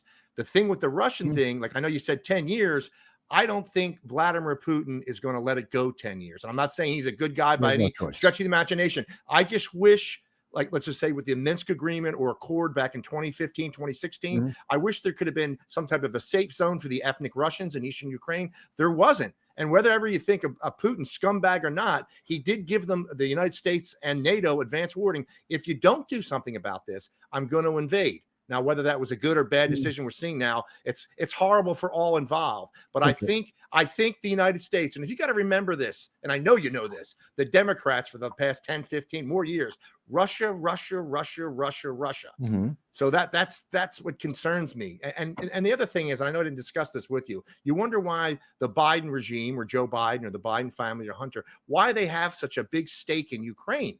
And you look at it, and you look at the amount of biolabs, U.S. biolabs that Okay, were now in you've got Ukraine. 3 different things. So, Right. and I'm not saying, let me be fair, that I'm not saying you're wrong in each of these things. They have impact and they are part of the conversation, part of the process, but they are separate things. There is the influence of not just Joe Biden and Hunter Biden. There are several members of Congress, family members, that are working on the boards of various organizations in the Ukraine, including Nancy Pelosi's family members. So there is that aspect, which is corrupt. There is another aspect of the direct corruption with the money that's been moving around. And yes, we know for a fact that many of the weapons that we have sent never arrived to the Ukraine and are actually in Africa right now, in particular in the Sudan, being fought, probably because Victor Bout was released because of Brittany Griner, which was a stupid deal to make. But, there's that. So there are many aspects of this. But when I say that this war is going to continue in some form or another, most likely before Donald Trump, I expect him to win. So before he gets in, we'll see Putin will sue for peace, which he's already alluded to. He will keep everything that he has captured so far, which gives him the east and the south of the Ukraine, which is what he wants. He gets food, he gets fertilizer, he gets uranium, he gets access to the Black Sea. This is all the things that he wanted. Everything else has been cake. He fights for the next 10 years because there will be a civil strife. There will be a guerrilla war ongoing consistently. The war doesn't end. It just changes the title and type of war it is, but it keeps going, and it will continue to be funded by the United States. That's not going to change because we're not going to put American troops in there, which is what France wants us to do, because we're not fighting their war, because no one wants Americans in that war. There's no interest in it. I guess what I'm trying to, there's such a void of leadership in DC that nobody could step up in the last 2.5 years and say, enough's enough. And of course, we know the UN's a cesspool. There's no one out there, Michael, that actually could come in there and barter something. I know there were a lot that said initially back in 2022, apparently. You read a lot about this, about that Zelensky and the Russians had some type of an agreement where this wasn't going to happen. But Boris Johnson, at the behest of the State Department, the CIA, went over and told Zelensky, no, do not accept anything. Well, there's been a lot of stories about deals that almost happened or were being worked on, and various levels of appeasement that have been offered over the years. Some of them are true, some of them aren't. I can't go with that because it's unconfirmed and it's unconfirmable, at least for the next 10, 20 years. Maybe in 50 years, it'll be unclassified. I got you.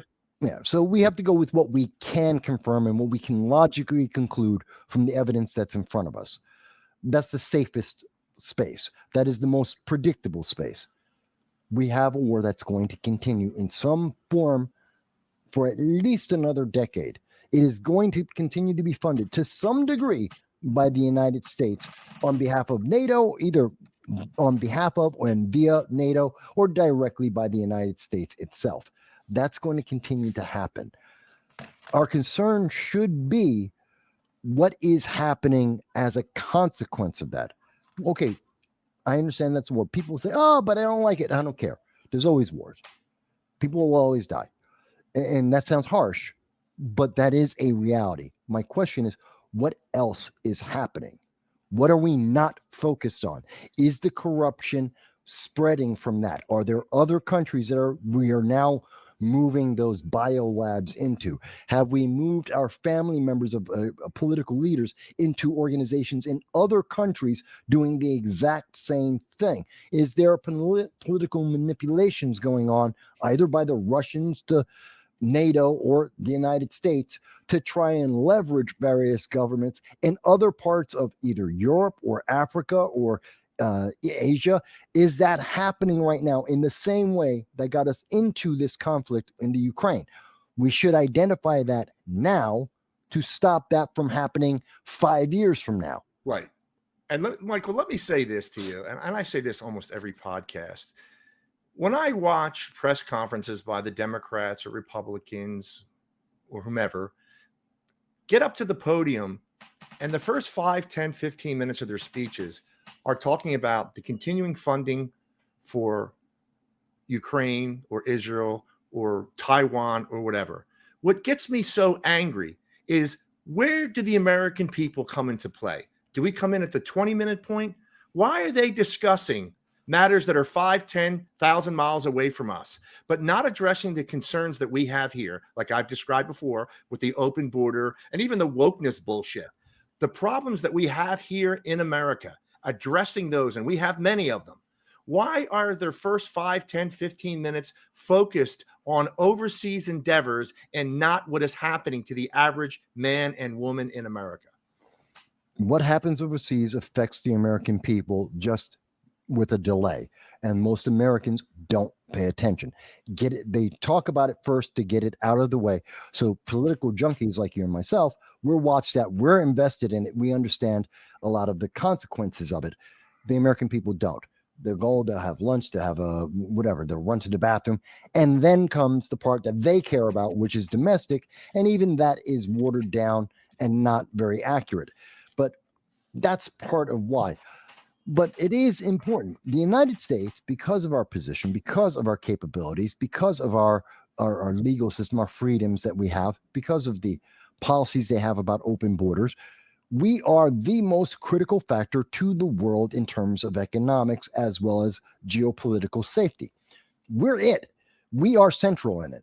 No matter what anyone else does and no matter what we do, it is always going to, whether we initiate it or not, we are central in every one of these activities, geopolitically and economically. Therefore, we need to talk about it. We need to have, and we don't have a game plan. That's the problem. Again, I mentioned it earlier. The Biden-Harris administration don't have a game plan. Their game plan is win the next election. That doesn't help anyone in the world. That doesn't relax anyone. That's why global tensions are so high. It's why every nation in the world is militarizing. It's why inflation globally is up, why we're in a global recession since August of 2022. It's because there is no plan, and everyone knows it. And in that free-for-all, in that time frame where the sheriff is asleep, everyone is jockeying to see what they can get away with and what they need to get away with before the boss gets up and actually puts his foot back down. And that's what we're seeing right now. So that's kind of why we're having these conversations.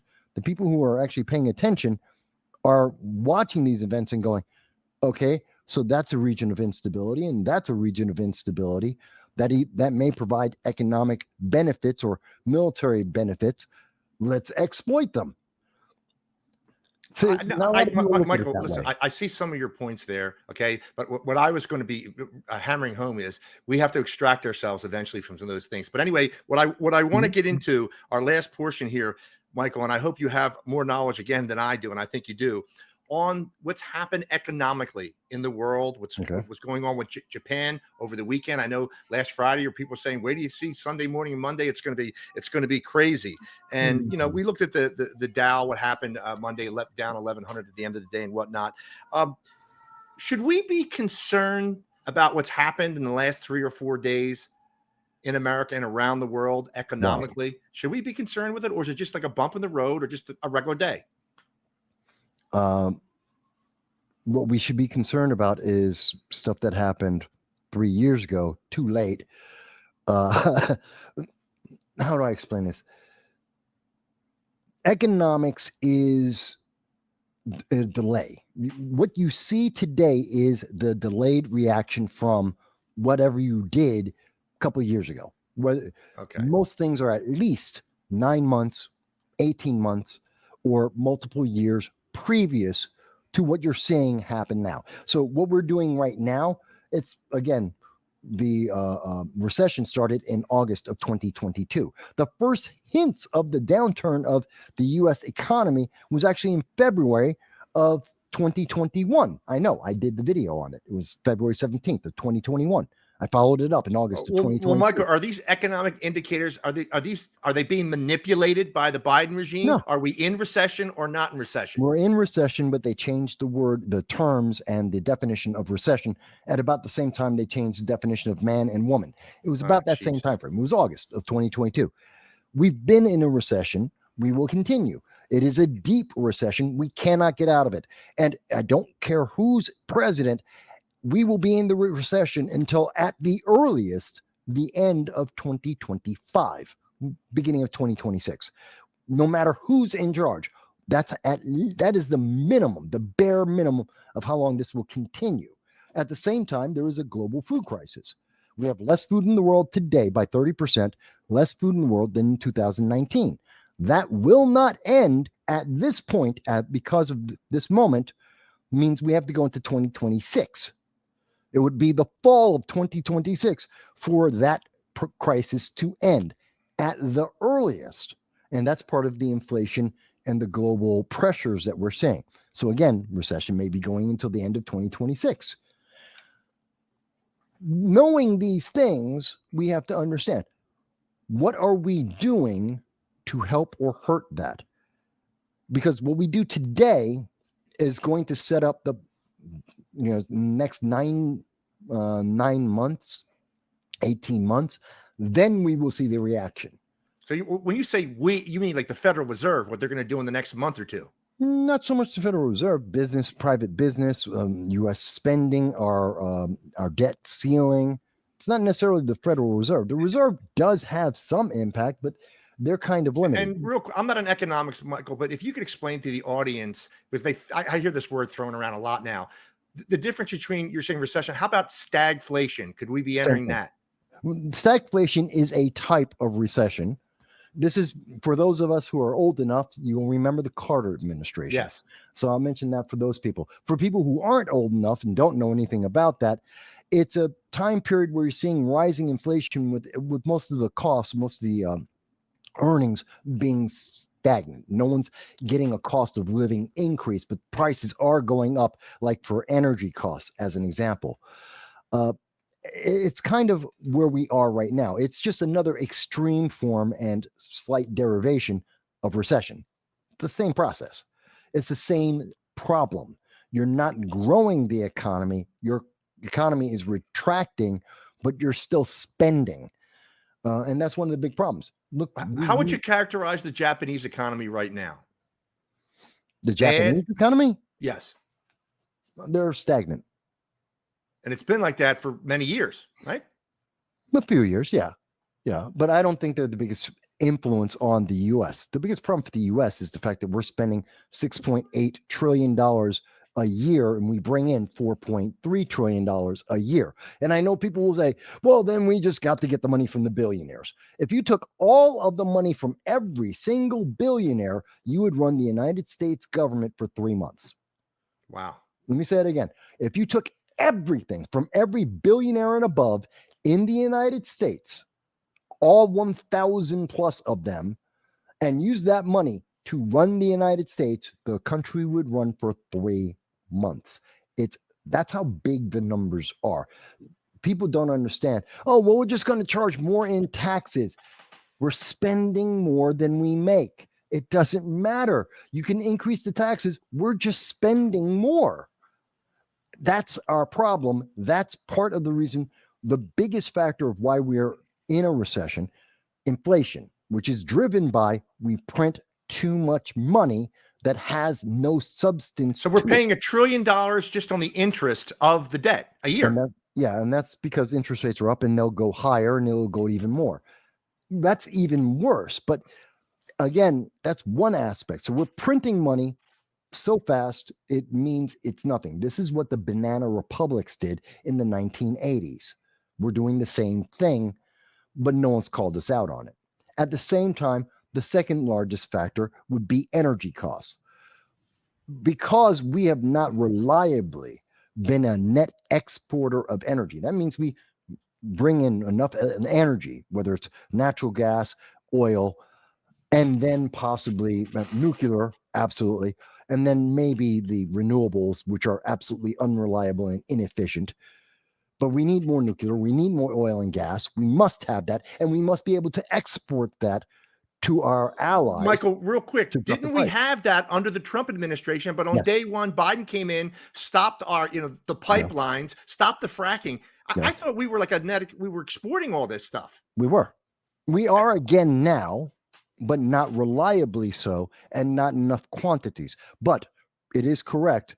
Soon as Joe Biden came in, within the first Executive 48 orders, hours, right? he killed the XL pipeline and he restricted all of the oil exploration and oil and gas exploration and transmission. Michael, wouldn't you regard that Mhm. as an intentional destruction of the U.S. economy? No. Why No, did he he's do it just then? stupid. He's The just stupid. environmental go green or what? No, it's just that he's stupid and he's living up to his campaign promises, which is also stupid. People didn't realize the consequences of it. They didn't think, oh, wait a minute. We're supplying not only our oil and gas, but also for Germany, which allows Germany to resist the Russians and keep them at bay. Oh, when we're competing with the Germans, well, the Germans can't afford it like we can. Russia's getting rich off of it, and they're able to leverage the hell out of Germany, going, well, the Americans aren't going to give you oil and gas. Do you want your people to freeze in the middle of the winter? No, shut up while we go and invade somebody. Do you not? There's consequences here that immediately start happening the second that we changed our policy without understanding. Look at what we just did. Michael, real quick, and I want you to wrap this all around. The average person comes up and says, world wars, the economy's in a shitter. Are these things connected? Is the economy, failing economy, and world wars, are these things connected? Yes, and it's not World War. Okay. First lie, let's disabuse this of everyone. It's not World War III. Because Michael, if it did, let's say for the regional war in the Middle East, or even if Ukraine and Russia goes at it and an F-16 goes in and does a couple Russian cities and civilians, you'll have the Russians. Well, no, let me say this. The Russians have already said that when those F-15s or X-16s are used, come from Poland or Norway or Sweden or UK, they don't care where it is. They're saying that's an act of war against us. That makes you a target. So when I mention potential world war, that's what I'm referring to. And I do believe we are approaching that. Okay, I understand your reasoning, but let me clarify. We're talking about our regional wars, simultaneous, multiple regional wars. And I do believe there will be three simultaneous regional wars going on. Or as a friend of mine, Priti Umpala, said, it's poly wars. And you're looking at Europe, you're looking at Middle East, you're looking at Southeast Asia, all happening at once. That's not World War III. And let me explain why. I wish it were, because that would make it easier. When we were fighting in World War II, we had a world war. There was a unifying ideology that was motivating the fighting. When you broke that ideology, you broke the war, and the war ended. It's something that you can actually attack. It's something tangible. It's something that you can change, you can beat, you can adjust. When you have three different regions, China, Russia, Iran, who don't like each other, who have different ideologies, who are not unified in anything except we don't like America or America's allies, how do you fight that? There is no unifying element that you can attack to break them from the individual wars they're happening. That's why it's so dangerous. That's why it's so terrifying, because there isn't a way to stop it all. We have to fight each and every one of them, and they're each and every one of them a very different fight with a very different ideology and strategy attached to it. That's why it's worse than World War III. So no, it won't be World War. It will be regional wars, and I do see that as being very likely. And we are experiencing it. We're already in there with the Ukraine. We're on the edge of that in Middle East. And China has promised they're going to do it. In U.S. history and maybe world history, but U.S. history, is the political instability the most you've seen in your lifetime? I know in my lifetime. No. Is it the most you've? I mean, it's actually been worse domestically. Yes. Maybe the late 60s. You're talking about like what with what? 70s, yeah. The mid 70s. We're looking at also. Immediately after Reagan being shot, you're looking at the hostages with Iran. That's 1979, 1980. You had OPEC, 1976, 1977, which also went with the stagflation. So I'd say the mid to late 70s going into the mid 80s, incredibly unstable, lots of pressure, lots of threat of wars, and at that time, nuclear global wars, much more dangerous time period. We just look at it differently now. But we were actually worse off then. Now we have more fear about each and every one of the wars, but we don't have a committed Soviet Union, which winds up being 30 nations with all of the weapons and capabilities of 30 nations combined, focused on just us, plus a China just on us, plus an Iran just on us. That's what we had then. We don't have that now. It's very different. There's a couple of magnitudes less capability, but magnitudes more fear because of the internet and the way people have manipulated the internet. I understand. I know many people will say, Mike, I disagree. I understand how they feel. Most people who are disagreeing, not all, most Right. people are disagreeing, not on the facts that I have presented, but their feeling about those facts. Yeah, no. Look, it's undeniable what you said. Nicaragua and everything was going on with the Contras and stuff. I mean, and again, you and I talk, and we can disagree all the time, and that's fine. You and I engage in constructive conversation. I do believe we are in a much, much worse position now as far as worldwide conflict is concerned, and particularly with Russia. I've never seen Russia day after day practically come out and say, well, if this conflict kicks off, we're going to use a different nuclear doctrine. Everything is on the table. I did not remember. And again, I appreciate everything you said about the 70s and 80s, but I did not hear that kind of language almost on a daily basis that I'm hearing today. And as far as the Middle East is concerned, yes, I think we are in a dangerous spot there. Particularly, I know you probably don't see this, and it's fine. We probably don't see eye and eye on Israel, but that's great. But if the war kicked off, if the regional war kicked off, and the Israelis, for whatever reason, okay, I know they have a competent military, started losing for whatever reason, they have a Sansom option or they have nuclear capabilities, then we're talking a completely different situation. If the Muslim countries got together, whatever, or somehow Israel had a bad day like October 7th, where Israel and the United States can do the best they can, but if you have Russia or China, like we know the Russians aren't going to let they're not going to let Iran get their ass kicked, and maybe some other nations there in the Middle East.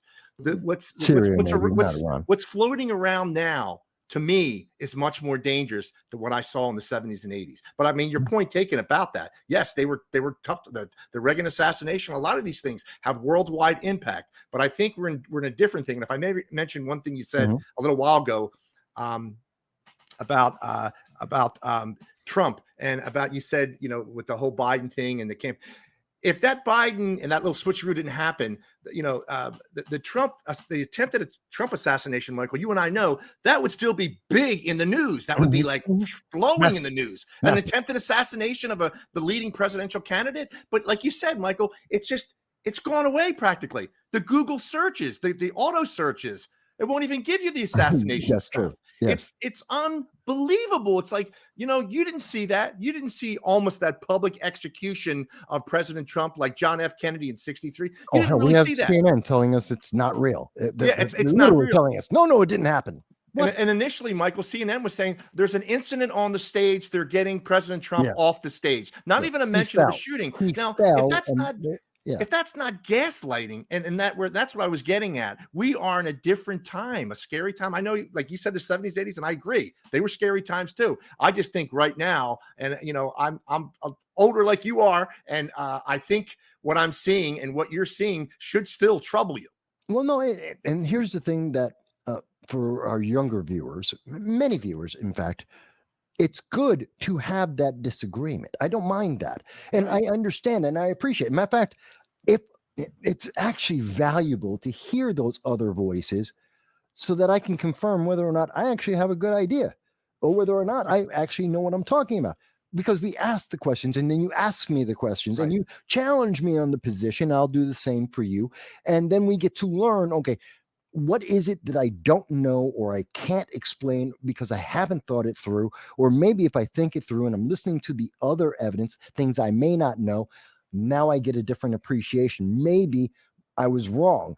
And we can only get there by having that conversation, which is the problem with the restrictions on the First Amendment that we're seeing from Google and YouTube, that they said this year in January, they guaranteed that they changed the algorithm to hurt people like you, like me, who are talking about these things, which is an absolute requirement of the American Constitution and our amendments. The right to life, liberty, and the pursuit of happiness requires the ability to speak openly about issues, whether or not we agree.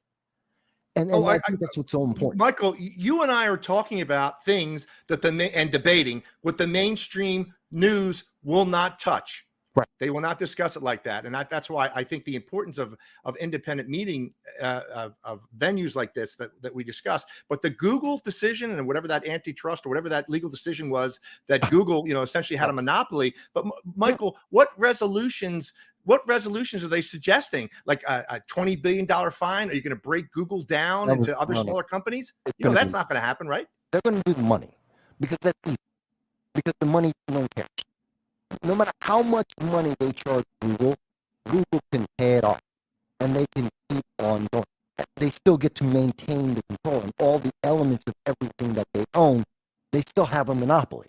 They're just, one-time payment, fantastic. Even if it's a repeated payment, they're going to pay it off, and it's worth more to keep doing it than the fine they could possibly come up with. So their best bet is, please charge us money. And it's most likely going to be a one-time fee, and they don't care. What the best thing that could happen is they are required to diversify. That they have to break off. As an example, YouTube can't be part of Google because of the manner in which the algorithm of the search engine affects the algorithm in the video. They have to break that up. They have to be two different companies. They have to compete with each other, which would then help us, all of the people in the world, to be able to address our leaders and say, hey, I guarantee, I know for a fact, because I had this conversation, I know for a fact there are several members of Congress, I know there are several county executives, there are at least a few, maybe half a dozen elected officials that I know of for a fact. I have their phone numbers. They watch me and these conversations I have on a regular basis, in part to hear what I'm talking about to other people and what other people are talking about to me, so that they can stay on top of it. And they know that I will cover enough details that they'll know exactly what they're looking for, either in terms of legislation and so forth. That's the power we want to wield. I'm not special. We all should be able to have that and be able to affect our leaders that way to get the best out of it. Michael, so you're saying Rumble has how is Rumble going to be compensated by Google, who were burying the Rumble searches and everything? That's what Rumble alleges. Is this a winner of a loss? And can you put a dollar amount on that? How much they've cost Rumble over the years? I guarantee you, if you asked Rumble the choice, do you want the money or do you want YouTube broken off on its own and have to compete with you on a fair playing field? They'll say, break off YouTube. Let's play on the playing field. We can make the money back. We'll get the money. We can stay in. If we have an even playing field, we can compete and we can win, or at least get close. They don't want the money. I mean, the money's nice. I mean, no company's going to turn away $100 billion. Yeah. But realistically, it's about the competition. And yes, Rumble can I mean, think about it. They're doing so well right now. I mean, they only have a fraction of the market, and I think they're doing great. But imagine if they didn't have to fight Google at the same time they're fighting YouTube to be able to get people's attention, to show people what they can do. They'd be doing massively more. They could get multiple more attention, and that's good for YouTube. And mind you, and people don't realize, that's good. That means we have to make better content. We're competing. It's like TV shows. People are competing. Why am I watching ABC or CBS, or am I going to watch HBO? Well, which one has the best whatever it is I'm looking for? Well, guess what? Same thing with Rumble versus Odyssey versus YouTube. If we take Google out, if we take other influences out and say, who's providing the best content creators, so those content creators can provide the best content to get people to watch it. Well, they're going to win. And that's good for everyone. You get better content, more diversification. And I was just talking with someone yesterday. I was at a news station, and I was talking to some of the staff at that news station, and they were telling me about, well, I have this niche. It's a hyper-specific niche in being a historian and looking at the history of this one very specific area that I know nothing about. But you know what? There are tens of thousands of people around the world that do. There may not be 100,000. I mean, it's really niche, as I understand, unique market. There may be only tens of thousands and not hundreds of thousands, but we want there to be that opportunity so that if your thing is basket weaving, that you have a channel that will do basket weaving, and it'll be the best basket weaving channel it could be. And that means it, and you only get there if Odyssey and Rumble and YouTube are competing on an even and fair basis without Google sticking its face in there going, well, we own YouTube, so you don't even know the other two exist. Well, they Michael, have better content. How is it that the Jim Jordans of the world say, yeah, we're going to go after Google. We're going to have them up on the hill. We're going to question them for a couple hours. We'll have Mark Zuckerberg, but nothing ever happens. Doesn't that tell you that Google, I mean, they clearly, I know this is obvious, own both parties, Google or Facebook. That money, whether it be big tech or big pharma, they're so influential. The people in the House and the Jim Jordans, oh yeah, we're going to do this. We're going to have hearings, but jack shit, it never happened. Nothing ever happens. Nothing ever happens. Well, it's a hell of a lot of money and a hell of a lot of influence. And basically, you have to be willing to throw away your career to be able to take them on. If what you would need is, and it can't be just one politician, you need a committee to say, we will throw away our careers so that we can stop this. That's why that's why we can go back to 2017, and they've been in front of Congress. All the big social media companies have shown up and have congressional hearings, and every single year that they showed up, they told us that there was an algorithm that was absolutely interfering and discriminating against various parts of the population. Every year they told us, they guaranteed it, and it was a brand new problem every time they showed up for years since 2017, and it never got fixed. Why? Because you didn't have a group of politicians saying, okay, we're going to throw away our careers all at the same time to make sure that these guys get punished. That's why it took so long. A quick question, Michael. I don't know if you're aware of this, but President Trump announced that he's going to be doing an interview with Elon Musk this Monday, which it's about time he actually got to it. I've actually been pushing a lot for Trump to be utilizing X a lot more. I know he's got Truth Social. So my question to you, and I'm not technically proficient in this regard, is it possible that they could do this interview, whatever, Monday, simultaneously on the X platform and Truth Social at the same time, or it has to be one or the other? No, they could absolutely do it on both. Absolutely. Technologically, there's nothing that would prevent them from being able to do both. It's just a matter of how do they do it. There would have to be a bridge technology to do it simultaneously, but technically they could definitely do it both at the same time. I mean, how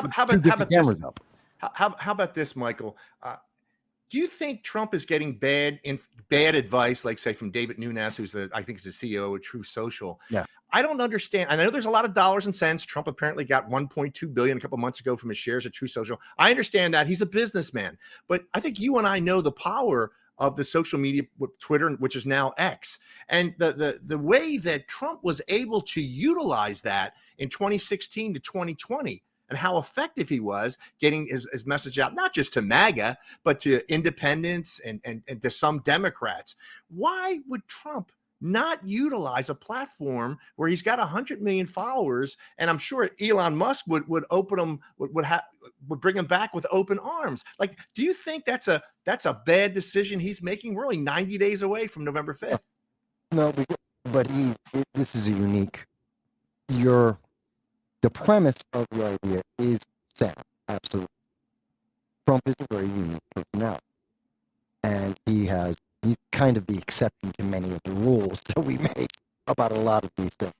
Normally, yes, I would want to be on every major format that I can to reach the mega audience that I can. Trump already does it. He's already doing it. And he doesn't even have to be everyone. Go to CNN right now. There is someone talking about Trump. Doesn't matter what the subject is. Doesn't matter what the topic was they started with. There is someone, you go and look at any of the major news media organizations. There's someone talking about Trump right this second, telling you how evil he is, regardless on whatever topic it is they're talking about. I don't even know. And it's a fact that that's happening right now. So does he need it? No. He's not suffering from a lack of attention or access to anything. But that's a very unique case. There is no one else I can think of in literally modern history. I can't think of another personality that had that much access to everything all the time. It's just really, no. I mean,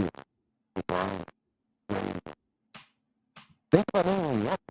No one has all media platforms 24/7, 7-8 years in a row, every day, talking about one person.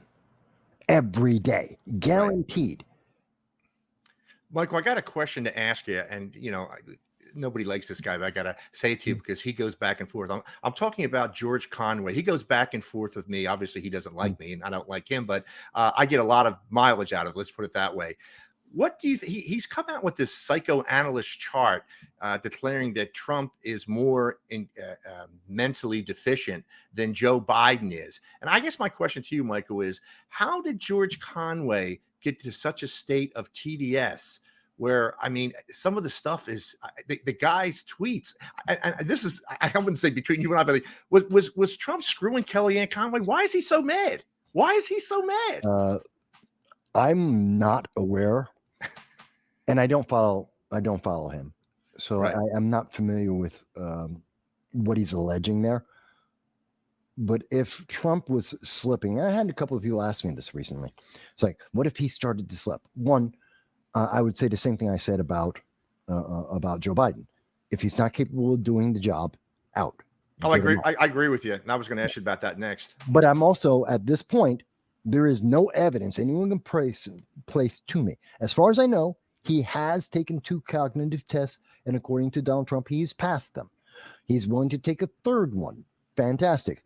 But also looking at his relative contact, and again, he is constantly under a microscope. We are always seeing what he is doing. That's true. Everywhere. Yeah. I have no reason. I'm looking at Biden infrequently, and I can clearly see problems. I'm looking at Trump under a microscope consistently, and yeah, he has a couple of slips here and there. I mean, but so do I, and I'm 56. So right. He's 20 years older than me. He's got about as many as I do, if not maybe 1 or 2 more. That's not incoherent. Yes. There's 90-year-olds I meet, whether that one guy was a lawyer, but they're sharp as tacks. You know, Michael, let me ask you a question, and I want to go for the record, so because I don't want to get my MAGA crowd pissed off. I'm voting for President Donald J. Trump. But with that said, Michael, let me ask you a question about overall American politics. Joe Biden, 81, Nancy Pelosi. You got the guy, I don't know how old Schumer is, but what's his name? The speaker in the 70s. The speaker in the Senate, the Republican that's stepping down, Mitch McConnell. You've got people that are well into their 80s, well in their 80s. And like my son, and there's people that email me questions saying, MatthewJ, how about a new generation? Why are we voting for people well into their 80s? I know you and I are older, but do they have a point there, Michael, that we should step aside and term limits and whatnot? We shouldn't be having people there that are well into their 80s. I mean, even if they love the country or whatever. 1, yes, we should. 2, we do have term limits, except voters are apathetic. Right. Voters are the problem. The term limit is the voter. All you have to do is go out, be part of the voting process, from petition to the actual election, general election day, vote them out. Vote someone younger in. Find someone you think is better. Get them the petition. Get them on the ballot. Get them trained. Get them through to the general election and vote them into office. We can do it. We don't need anything else other than that. But we're not. We're apathetic. We don't show up. Only about a third of the nation shows up on non-presidential or midterm years, and only about 55, 60% of the nation are showing up in presidential and or midterm years. We're not there. We're not involved in the process, which is why it's being abused. So that's one of the problems we have. Should there be a younger generation? Absolutely. Are they qualified? Not at all. They're not. Who's really qualified? Michael, what do you think of the J.D. Vance selection? Are you all right with that? I mean, he was 39 when he. Well, no. Let me reword that, because that's too harsh. I don't think he's the best choice. He's not horrible. He's not the best choice. I was being hyperbolic. He's not the best choice. We could have had better choices. I particularly thought that Tim Scott was the best choice. There are several reasons for that. I've covered that in various videos. I won't get into it here, but I think there were other people that had better arguments and better histories, and still relatively young, that were more of a choice than J.D. Vance. President Trump saw something unique in him I don't see. Well, Michael, you know what was bizarre to me? I looked at all, and I knew this before I started seeing all the YouTube videos. Vance was highly, highly critical of President Trump.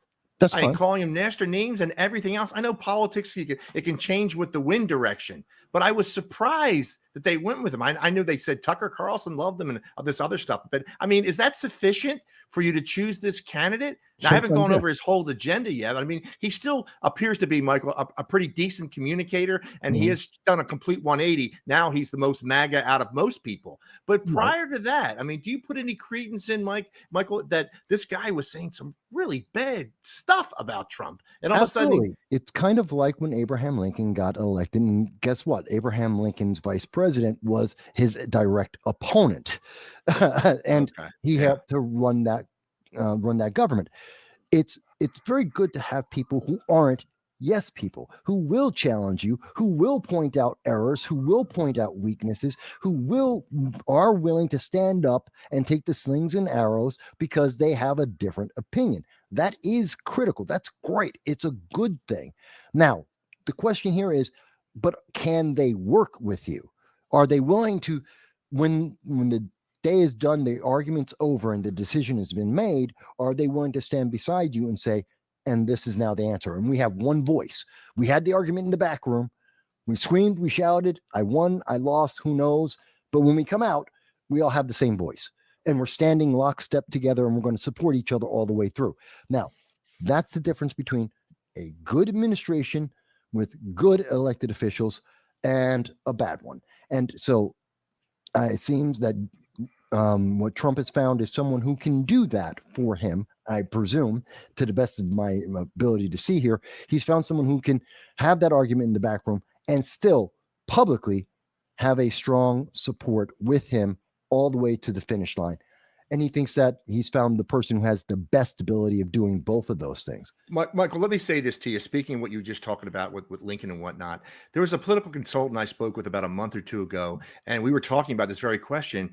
And I know this sounds crazy now. He said Trump would have been better off picking Ron DeSantis, even though, obviously the daggers came out in the last couple months and whatnot. But he thinks Ron DeSantis, regardless of no personality, whatever, would actually execute policy. And if he's going to be the heir apparent, let's say if Trump wins, he's going to be part of the MAGA movement.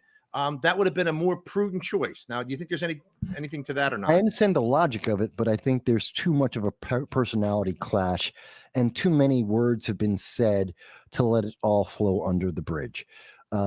It's been a little too much. So I have difficulty believing that they could really work together. You couldn't mend fences at this point. No, sometimes you go too far. Sometimes people, it's politics, and I understand. Everyone in politics, like myself, like yourself, like anyone who's running, I've run for elected office. You have a thick skin. You have to. We all have egos. because no one without an ego runs in politics. Doesn't happen. What did you think of Vivek? Vic, Yeah, he's going to get a cabinet position. That's no good for him. doubt. No doubt. He needs the experience. Then he can run. Then he can run for a presidency. Then he will be a contender. He needs the experience. Michael, I listened to an interview with Tucker Carlson and Ben Carson last weekend, the whole interview. Mhm. And if any person in the last couple of years that's been solidly behind President Trump, Ben Carson Mhm. has been behind him. But did you think his day had passed as far as being a VP selection, or why wouldn't Yes. Trump go with him? He's old. He's too old. He's too tired. He doesn't need it. And it wouldn't have been enough. Ben Carson, quite honestly, the worst thing about Ben Carson is he's too nice. Maybe he may be able to curse and scream like a sailor that's drunk in the back room, maybe. But I don't take him as, not that he's not a strong man or that he's not a capable man, but there's an element of intimidation and fear that you need as a vice president. No, I agree with you. No, I agree with you. And I get very nice man, great doctor, not intimidation. Yeah, I'm not getting intimidated by Dr. Ben Carson. No, that's a solid assessment. And one of the things I want to ask you, I don't know how much longer you can stay. A couple more. Michael, RFK Jr., is he going to be able to get on any more ballots, or that ship's passed, or is he on enough states' ballots, or is it irrelevant at this point? Does he affect Trump or Harris more? RFK is pretty much done. He's not getting, I don't see him really getting on any more states. He doesn't need to, though. He could be effective, and all what he needs is 2 states. That's what he needs. He needs 6 electoral votes. That's what he needs, because that could break anyone from getting 270. 6 electoral votes. Oh, okay. I got you. Now, that was more likely with a Trump versus Biden scenario, which is why he was polling higher then than he is now. He's lost about half of his polling with this new scenario because we don't have a zombie in the Democratic side. So there's less of a desire for that alternative, but it still exists. And I think as we go forward, you'll see he'll bounce back a little bit more, get closer to 7.5, maybe 10%, back in that range. But that doesn't matter. He needs 2 states. He needs 6 electoral votes. He can get that. And if he gets that, he's now negotiating. He's doing what the libertarians have always wanted to do, which is to have a seat at the table to be able to push their agenda. And that's probably the most powerful thing he can do. So he does have that potential. Do I think that's going to be realized? No, because his team and him are making stupid mistakes. As an example, we just heard about the bear yesterday. A 10-year-old mystery has been solved that really didn't need to be solved, and it didn't need to be connected to RFK Jr. He was an idiot. He said this to Roseanne Barr, and I guess he wanted to be personable, and he is. And people go, yeah, I get the prank. I get what he was trying to do. It failed. I think he was probably drunk at the time, even though he's saying publicly, no, I wasn't the one drunk. All my friends were drunk, but I wasn't. No, that means you were drunk too.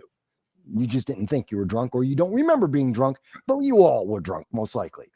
And that's why you did something stupid, like take a bear and put it in the middle of Central Park and put a bike next to him and say, the bike hit the bear and he died. Yeah, that's a drunk kind of thing to do. Michael, stupid, and it cost him.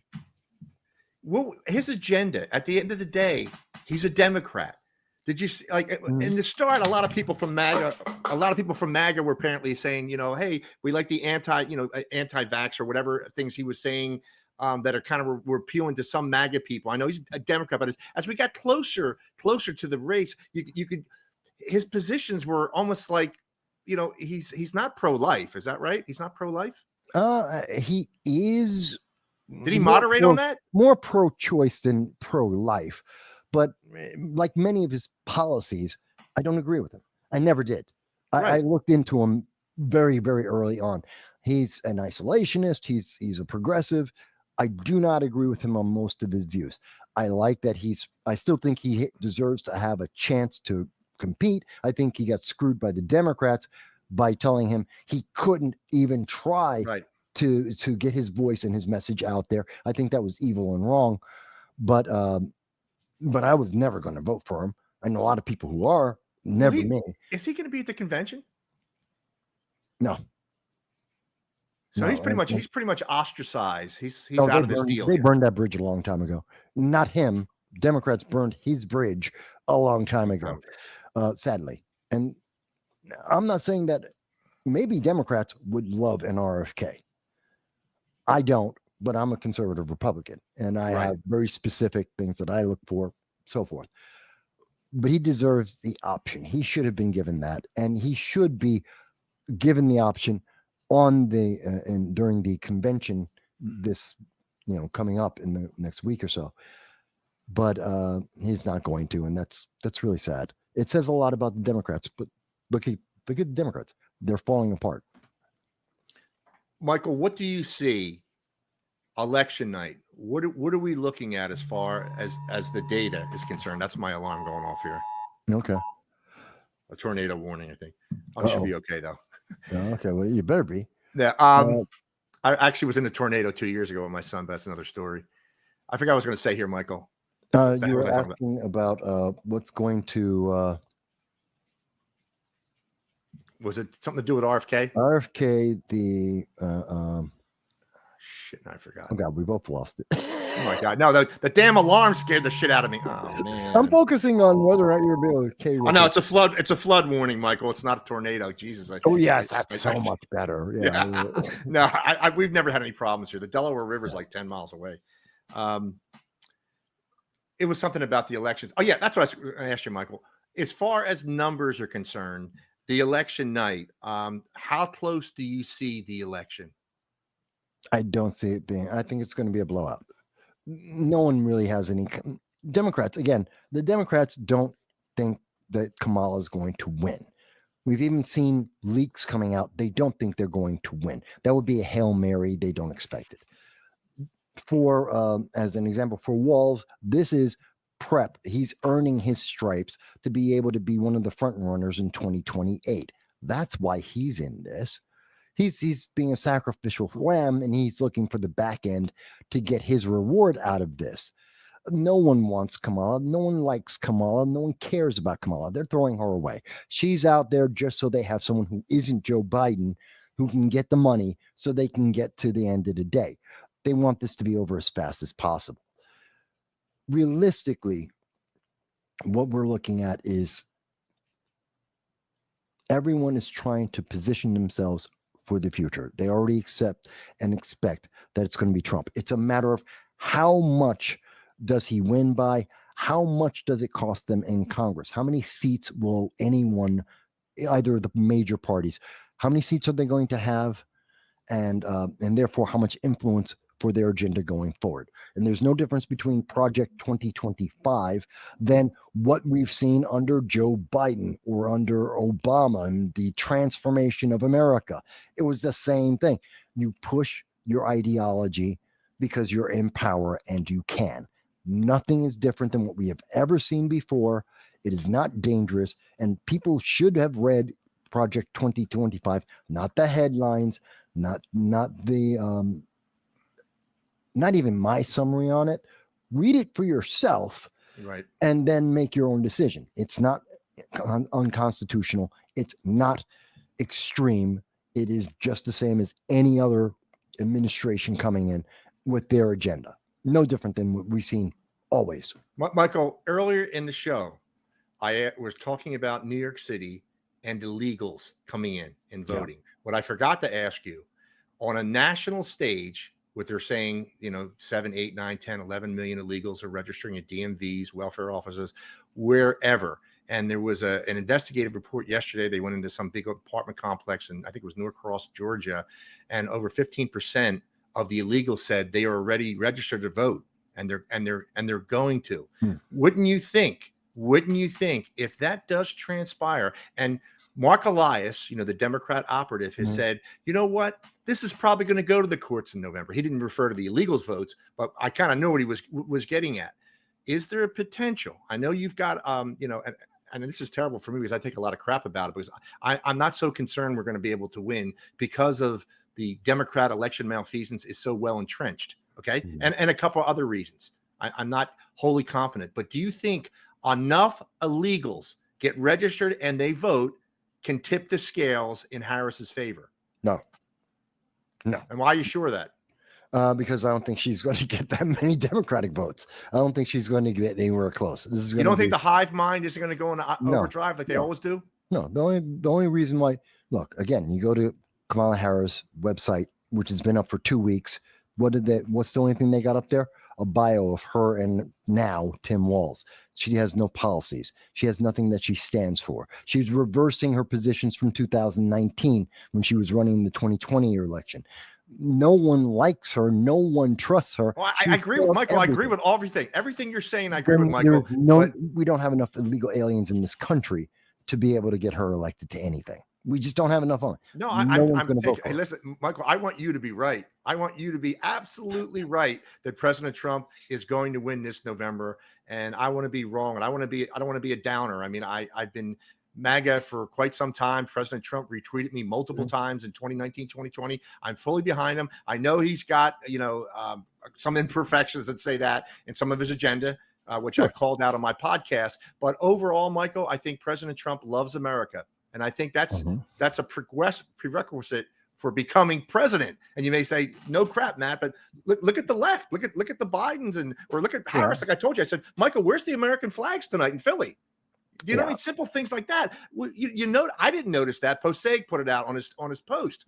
Then I looked at it. There's little things like that. You either love the country or you don't. You embrace the Constitution or you don't. And the Democrats have pretty much conveyed their message to the American people that they don't. And I'm still concerned again. Michael, Philly here was like the epicenter of election malfeasance in 2020. I'm very concerned about it. But hopefully we pull it out. And there's always the chance. But quite honestly, even though, remember, we're seeing Kamala do better and everyone's going, well, look at what's going on. Don't you understand? She's so popular. No, she's not. We have every media giant, every media platform saying Kamala is the bestest. She is Ray Palpatine, and everything is pushing that message for the moment. And what happens the moment that this media push, this media blitz ends? Okay, that's a good point. Then she falls back because underneath all of this, something that most people haven't looked at, go to 538.com, which is a left. Oh, yeah, I know. I'm familiar with it. Left-leaning website. And you look up the Kamala Harris's approval rating. As of August 3rd, she has a 50.7% disapproval rate. She only has a 40% approval rate. That's with all of this is over a week and a half of nothing but positive news, rewriting her history, declaring that she's black and a woman, so you can't disagree with her. Everything going her way. The dice have been fixed. She's rolling sevens every time, and she can only get to 51% disapproval, 40% approval. What happens the second they stop this full court press, which they can't keep going? Well, Michael, I don't know if you're saying this or not. She might get a slight bump from the DNC convention, but after that, you're saying it's free fall time. No, I'm saying she's already gotten her bump. She's already there now. She's going to go through the DNC. She's not going to get another bump. If anything, they'll go down because of the fires and riots that are going to happen in Chicago. And then she just continues to slide down from there. So, Michael, Chicago can look like 1968 then. It will. It's going to be. I mean, big time. And the fact that Chicago has existing conditions that they could make that place ripe for some terrible. Yeah. And I don't want any terrible stuff to happen, but the ingredients are there, is what you're saying. I'm saying it straight up. It's a powder keg, and they're going to go rioting through the streets and try and burn down the city again. You'll think it's Bessie kicking over a lantern again. Yeah, it's going to get that bad. Absolutely. No, I got you. Michael, listen, I want to wrap it up. I can't believe we've been on for 2.5 hours. It's been great. It's wonderful. I know we haven't talked since our old days on the Yeah, program. But it's great. And we got we definitely got to do this again. There's so much stuff to hash out. I mean, there's a lot more stuff to cover too. I had another half page of questions also. Yeah. Michael, is there anything that you certainly want to tell where people can get to you? If you can let us know, let the audience know where they can Sure. find more of your stuff. You can, easiest way is just to type in "No Soundbites Allowed." Easy enough. I know that I've tested this in France and in England. I know anywhere around the world, you will get to my website. Just type that in, and every Sunday, especially at 2:30 p.m. Eastern Standard Time, I do a live stream. I take calls and messages. Matter of fact, this week we got a new person who was leaving some comments from Saudi Arabia. That was very interesting, especially since I was talking about Iran versus Saudi Arabia. So it was kind of cool.